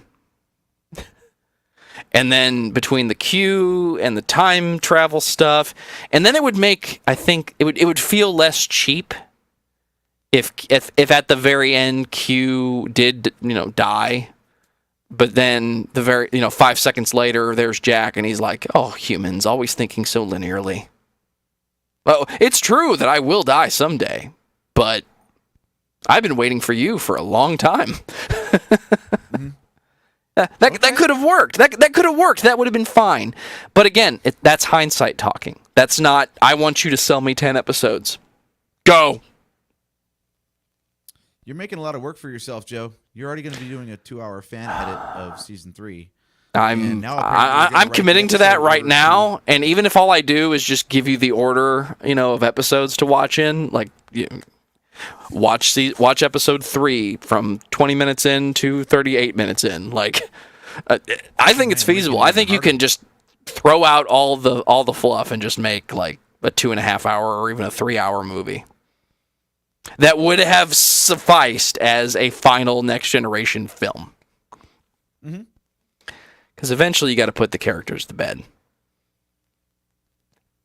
They haven't set up a new crew because they're still playing in the past with Strange New Worlds and Captain Pike.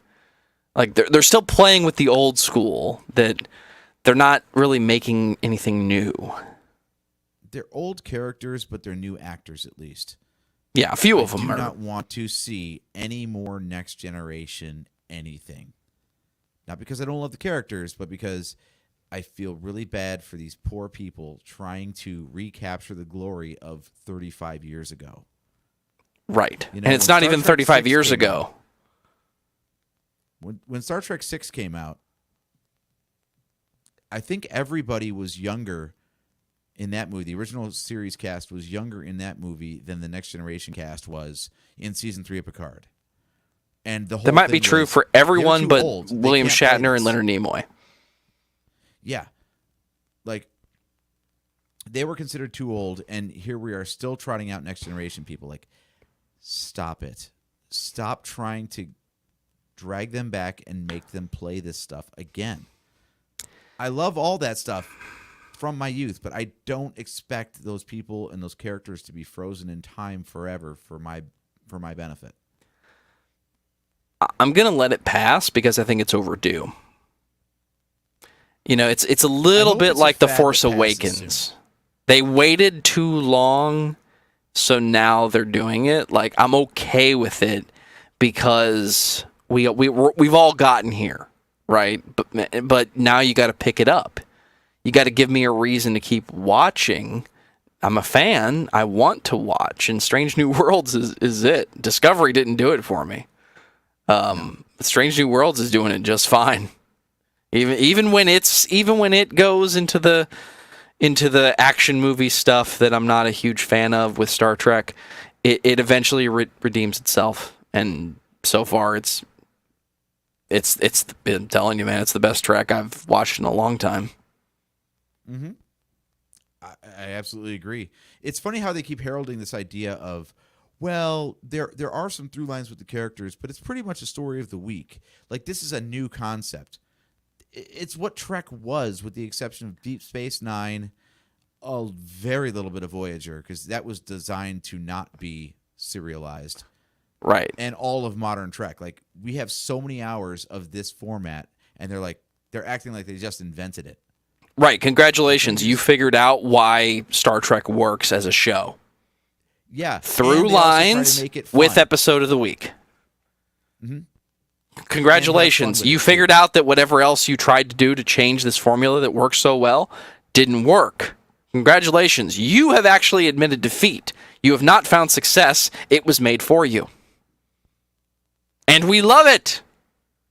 You're keeping the through ideas, right? Because the entire premise of Strange New Worlds is that Captain Pike knows what's going to happen to him at the end of it. Mm-hmm. And I love that it's all based around bringing Pike into Discovery. And that character was so damn popular that the studio was like, shit, we got to do another a series with the Enterprise, don't we? Yeah, you do. You better. And by the way, it's going to be the original Enterprise. And you're going to get so much time with those old characters that everybody loves so much, and you're going to do it well. Because if you screw this up, the fans are going to come after you.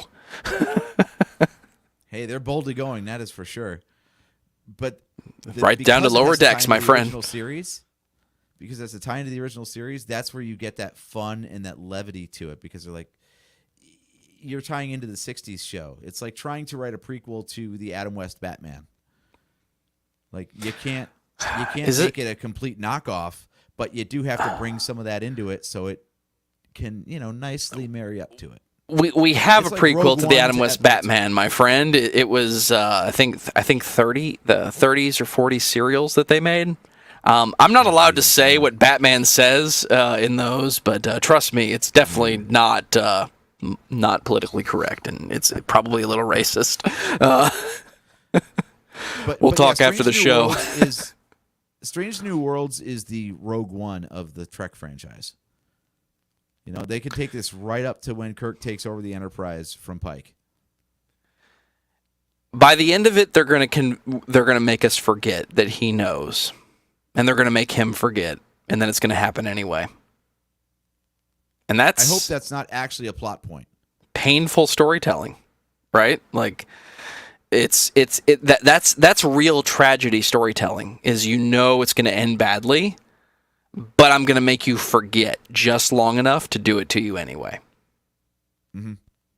As long as they don't overtly make that a plot point. If they overtly write that he has some form of amnesia where he does not remember that. Oh, that is absolutely. Right.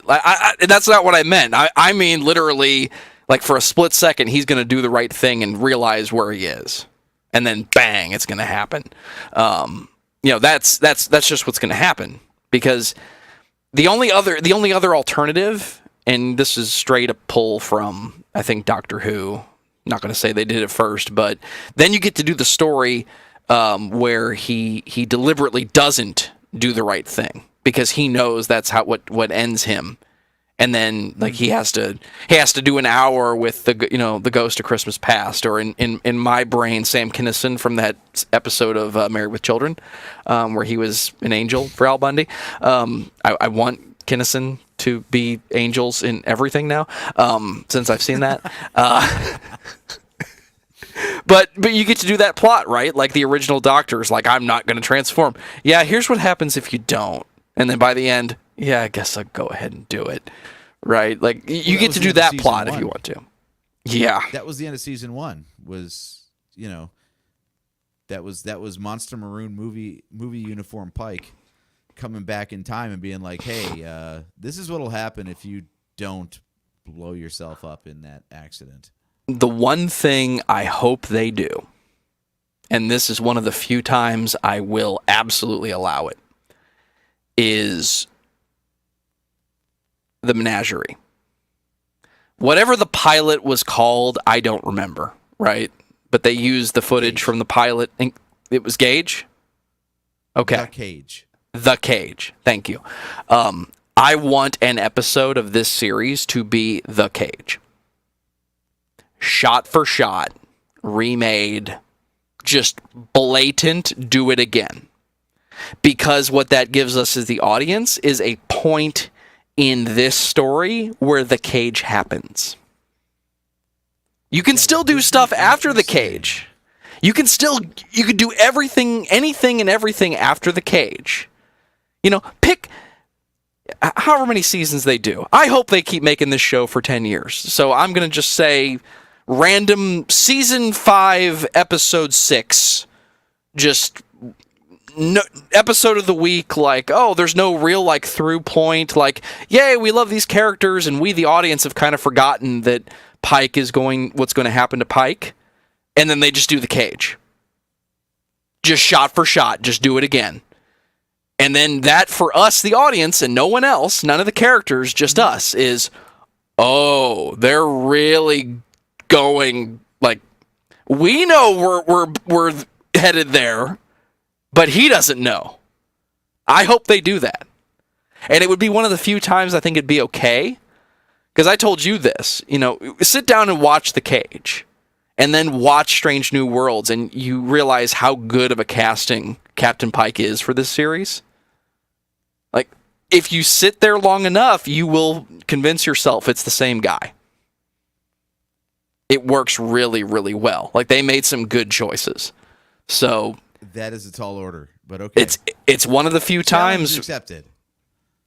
I'm telling you, we should do it. We should do a WTF Friday. We should do a watch along. I don't know that there'd be a lot of drinking in it unless we want to drink every time they say the word punish for The Cage. But yeah, they say it a lot. No, seriously, for this series though, I wish they would just pick a random episode of the week. Don't even explain it. Don't make it something more meaningful where he realizes this is halfway through his journey. Just literally The Cage. And just do it. For our characters, it's episode of the week. For us, the audience, it's, oh crap. Like he's getting there. I don't hate the idea. I will definitely say that. Paramount, so you're welcome. This is one of the problems though that they've introduced with this new continuity though. In Discovery, they already, was it Discovery or was it season 1 of Strange New Worlds? I think it was Yeah, it was Discovery. They revisited Talos 4. So The Cage already happened before Discovery.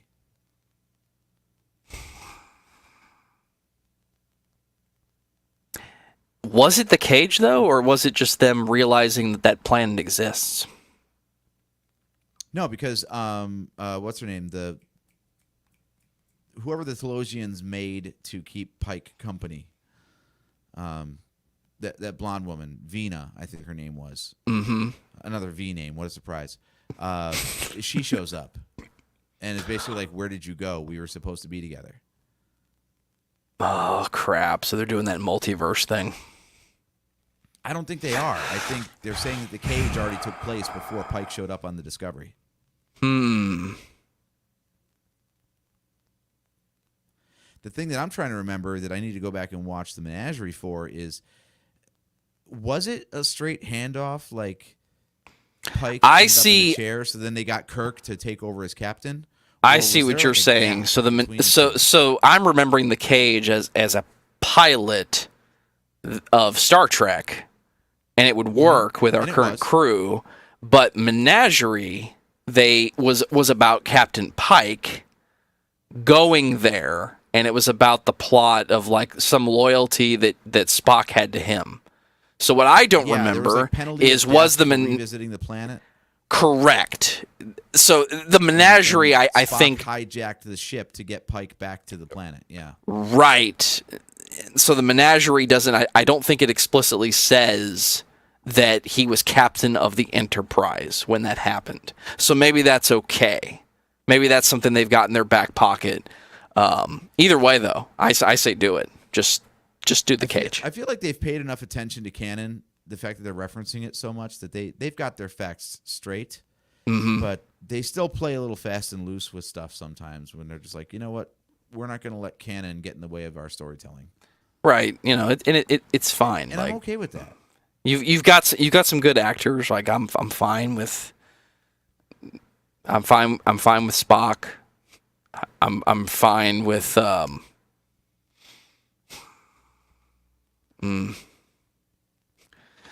I'm enjoying the show so much that I'm having a hard time remembering characters' names. the nurse. Oh, Chapel. Nurse Chapel. I'm fine with her. It is a bit of jump in logic for me when she goes full action movie with the Doctor, though, because there's a lot of characters in the classic Season series 2, that were episode 1, yeah, for the Yeah. uninitiated. Yeah, that for as many roles in the original series that Gene Roddenberry's wonderful wife portrayed, that was one of them. So I think my text to you was, "What's up with Gene Roddenberry's wife throat punching all the Klingons?" Right? This wonderful, sophisticated woman who would go on to do many things, including being Counselor Troy's wife and the voice of the computer that they would bring back in Picard season 3. Thank you very much. She's just wonderful, and she's not aggressive at all. Nope. That character just let me. Oh, yeah! Just taking. You talk about. Oh God, you talk about kowtowing to network pressure though, because Majel Barrett also played number 1 in the pilot. Yes. Yeah, and the network was like, hell no, there's no way a woman would rise to a rank of that power. That was one of the compromises Roddenberry made. Yeah. So where does Majel Barrett end up when the show actually gets picked up? Oh, she's a nurse. Yeah, but you had Nichelle Nichols, right? Like, you gotta wonder, like, why were they focusing on Majel Barrett and not Nichelle Nichols at the time? Like, oh, there's no way that you'd become like. This is a real question. Like, what? There's no way a woman would rise to be the number 1 in command of a starship. But she can totally be a telephone operator in space. Right, because even that at the time was like, communications like officer, like you're number 1 of that. Even that was taboo at the time. Well, but especially being a black woman. Right. But what they locked on was the second in command of the ship. Like, I'm glad we're past that now in television, and we can have Strange New Worlds where the character is a bit of a badass. And the plot is around her being genetically modified, which is just another version of that plot, and it's fine. I don't hate it. Yeah, they need to be careful with that, because now we've got the new chief engineer as well, who's another alien that was posing as human the whole time. Yeah, but you got to have... Is anybody actually human? Well, if you watch Picard season 3, you know that they're not. Oh, good point. And we brought it back. That's how you put a bow on it, yeah. Absolutely. How long have we been going on this? Almost 2 hours. We're doing good, AJ! Mm-hmm. We are doing good. I think we talked Trek long enough, though. Did you want to mess around with some Jackbox? I mean, do we have enough people? I mean, we got a few people, in the chat. I mean, if anybody wants to play Jackbox, say the word and we'll switch over to a WTF. If not, me and AJ might just bust out something else and see what happens. But no, dude, this is. I'm glad we finally took the time to just let it all out. Like Picard, not just season 3, but all of it. And Strange New Worlds, I mean, the Klingons look like Klingons. I'm happy with that. God, that is so refreshing. That is so incredibly refreshing. Well, Joe, there's no real design of what the Klingons are supposed to look like. They changed many times over the course of the series. No, Christopher Lloyd in Search for Spock and Michael Dorn and everything in the Next Generation era. That's what a Klingon looks like. You figured it out. It's been locked in. Go for it. Whatever they did in Discovery was not necessary. Yep. Yeah, that will tie into our conversation whenever we circle back and do another Trek episode here on the identity crisis of Star Trek, because that is definitely part of the case to be made against the modern era. What do you want to do now, though? You got any For a Legos? quick sign off in case anybody doesn't want to watch us do whatever the hell we're going to do next. Right. This is This is not the usual Nerf Herder Council show. That is every other Wednesday at 8:15 Eastern Time. Not always Eastern Daylight Time, as my brother likes to say, or Eastern Standard Time. Actually, he says Standard Time, even when it's Daylight Savings like now. But, yeah, so every other Wednesday at 8:15, including next Wednesday, where we will be covering Indiana Jones and the Dial of Destiny. I have already seen it. My brother is going to see it tomorrow. And I have a lot to say about it. I'm sure he will too. Joe, do you have plans to go see that movie? I have been trying more and more to get to the theater and watch movies because I think the theater experience, for as anecdotal is the wrong word, as out of date as the movie going experience has been in the years past, I feel like the theaters are finally catching up. And, I really enjoy just going to the movie. There's something to be said about buying a ticket, sitting down in my local theater in a recliner, and just watching a giant screen with a movie and having zero distractions. It's like paying to force yourself to disconnect. There's some serious value there. I have been watching, once again, through the Indiana Jones films. I watched Temple of Doom last night. I watched The Last Crusade very early this morning. And I may or may not just jump the shark and watch Crystal Skull because, like I've said to both of you, having rewatched it, it's not a bad movie. It's got some jumps and logic there, but, it's not a bad movie. I'm curious how they're going to wrap this up without doing something without phoning it in by 2023 standards. And what I mean by that is just deep fake the hell out of it or do a time travel story or, I'm very curious to see what they're going to do. So with a 4-day weekend ahead of me, AJ, I'm going to say for you, yes, I'm going to go watch that movie. I don't want your thoughts because I don't want to spoil the upcoming episode of The Council. But can I get a thumb in a direction that you feel is appropriate for how you feel about the movie, not about how the movie is? So here's the baseline. Right? It's heading in this direction, but I won't say how far in that direction. Okay. I'm gonna accept that for now. Down. It's more up than down. Yeah. That's what she said. Oh, hey. Speaking AJ, I think it's time to sign off. In. It's about time. Yeah, we only just did a 2-hour episode. Thanks for tuning in now. Yes, I have on good authority that Temple of Doom is Mimar's favorite Indiana Jones. So, I don't know if we can really talk John into doing a serious watch-along of the Indiana Jones films, but I would like to suggest that we start with Temple of Doom, since that is supposed to be the first... John. Will he do it on the internet? Will he sit down with his audience and watch Indiana Jones? Because if he will, I say we start with Temple of Doom. John to watch Indiana Jones. He's going to do that anyway. Hang on, I'm going to call him. Because, I have no idea what he's doing tonight. We got hours to spare, who knows?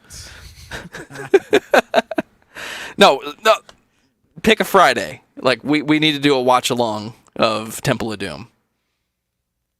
Is it the most fun? I know you guys talked about this for a few hours, and then you and I did, actually. I forget where I jumped in on that episode. Yeah. Dude, that episode was... Okay, so basically what happened with our last Indiana Jones episode was that once you jumped in, we just basically shat on Crystal Skull and really didn't even cover the third and fourth movies in detail. We were so all over the map. We are so in trouble right now. But yeah, I think there's still plenty to talk about the Indiana Jones series in general. It's just a matter of trying to find the right format, I think maybe some shorter pre-records on a one movie at a time basis, something like that. Maybe we'll see. Yeah, or we do a complete watch along of the Young Indiana Jones Chronicles. Oh God, where does one even have that? Is that even on Disney Plus? We'll talk. So it's I mean, there's got to somewhere. be a DVD somewhere, right? There's got to be a DVD somewhere. Footage keeps showing up somehow online in other people's videos. So yeah, they've got it somewhere. Exactly. Well, that is Oh, the look at 2-hour hour mark, AJ. Mimar's What's talking this? shit. You guys have a Mimar's lot been of listening in the opinions. background for 2 hours. So for 2 hours now, you've just been listening to us prattle on and have contributed nothing. Nothing. The whole point of the Friday show especially is for someone to cut us the hell off and give us something else to talk about, Mimar.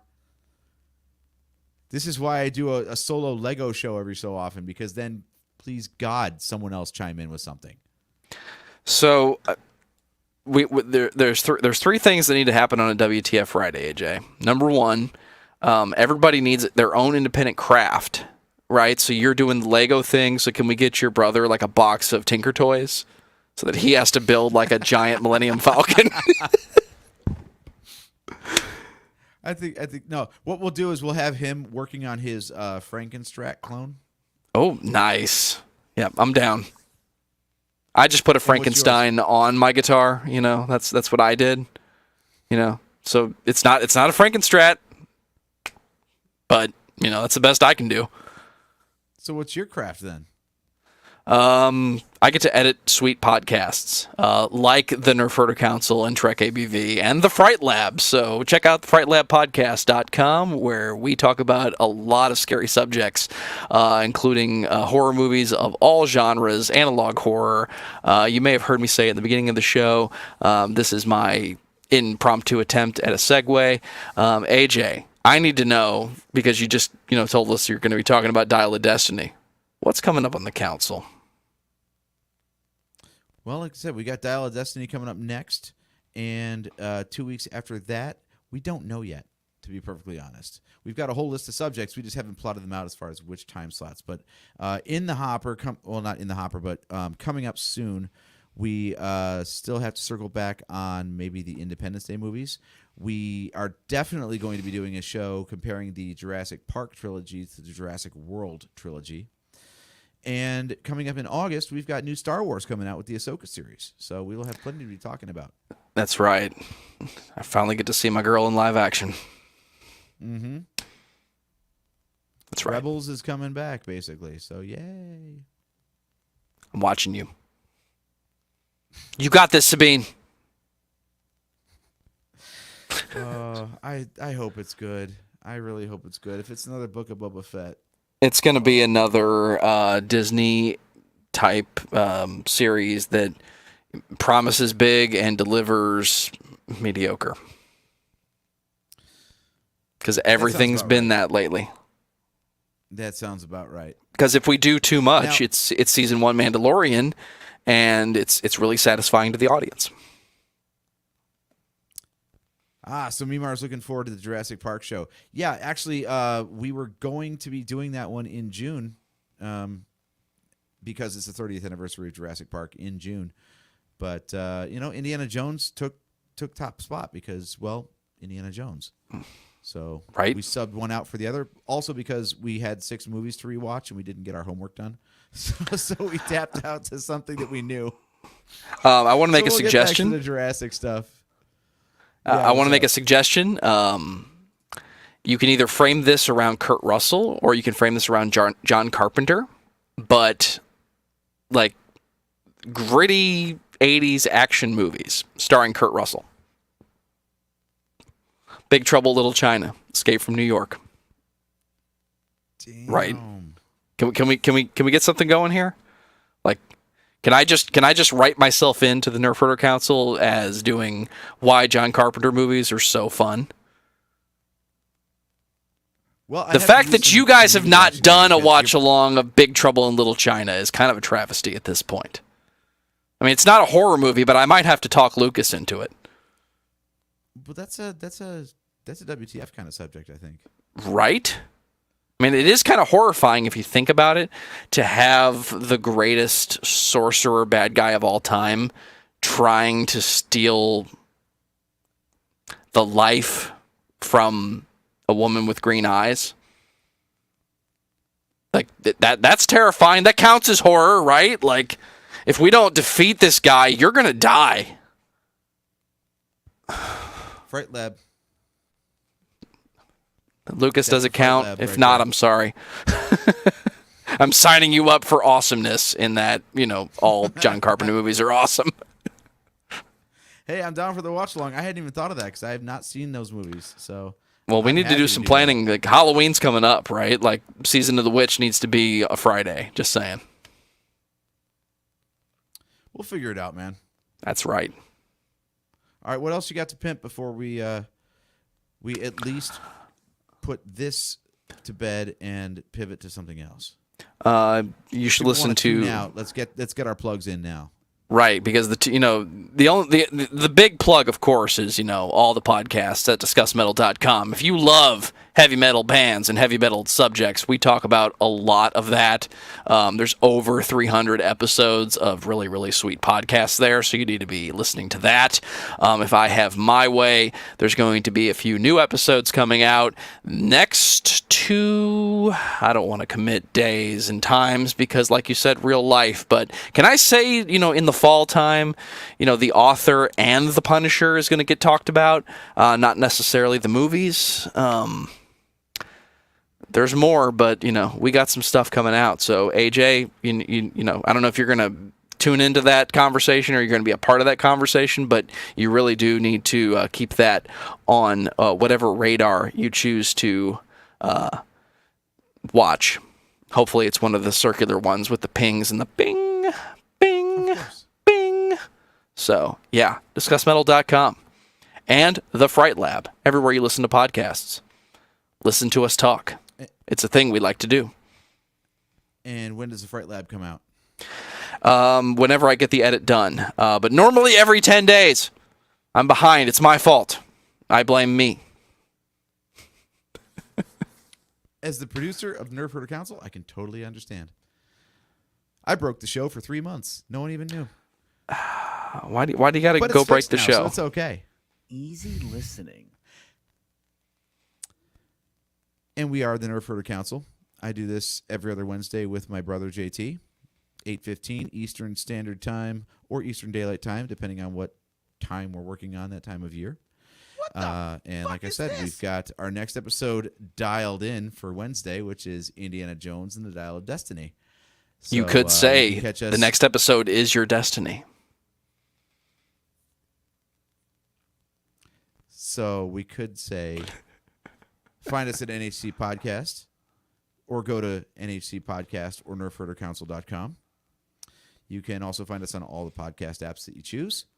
And you can tune into us every other Wednesday on Facebook and YouTube. And if I have my way about it, also Twitch. But I have to win that fight with my brother. So to that one Twitch viewer who's been watching us all night, find us on YouTube, find us on Facebook, because our good stuff is not on Twitch. Sorry.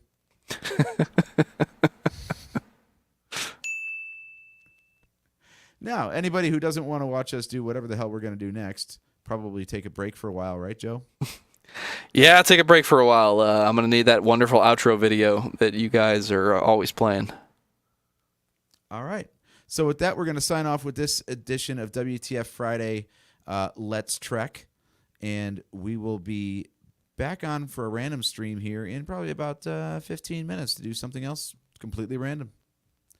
Take it easy, guys, and have a great weekend.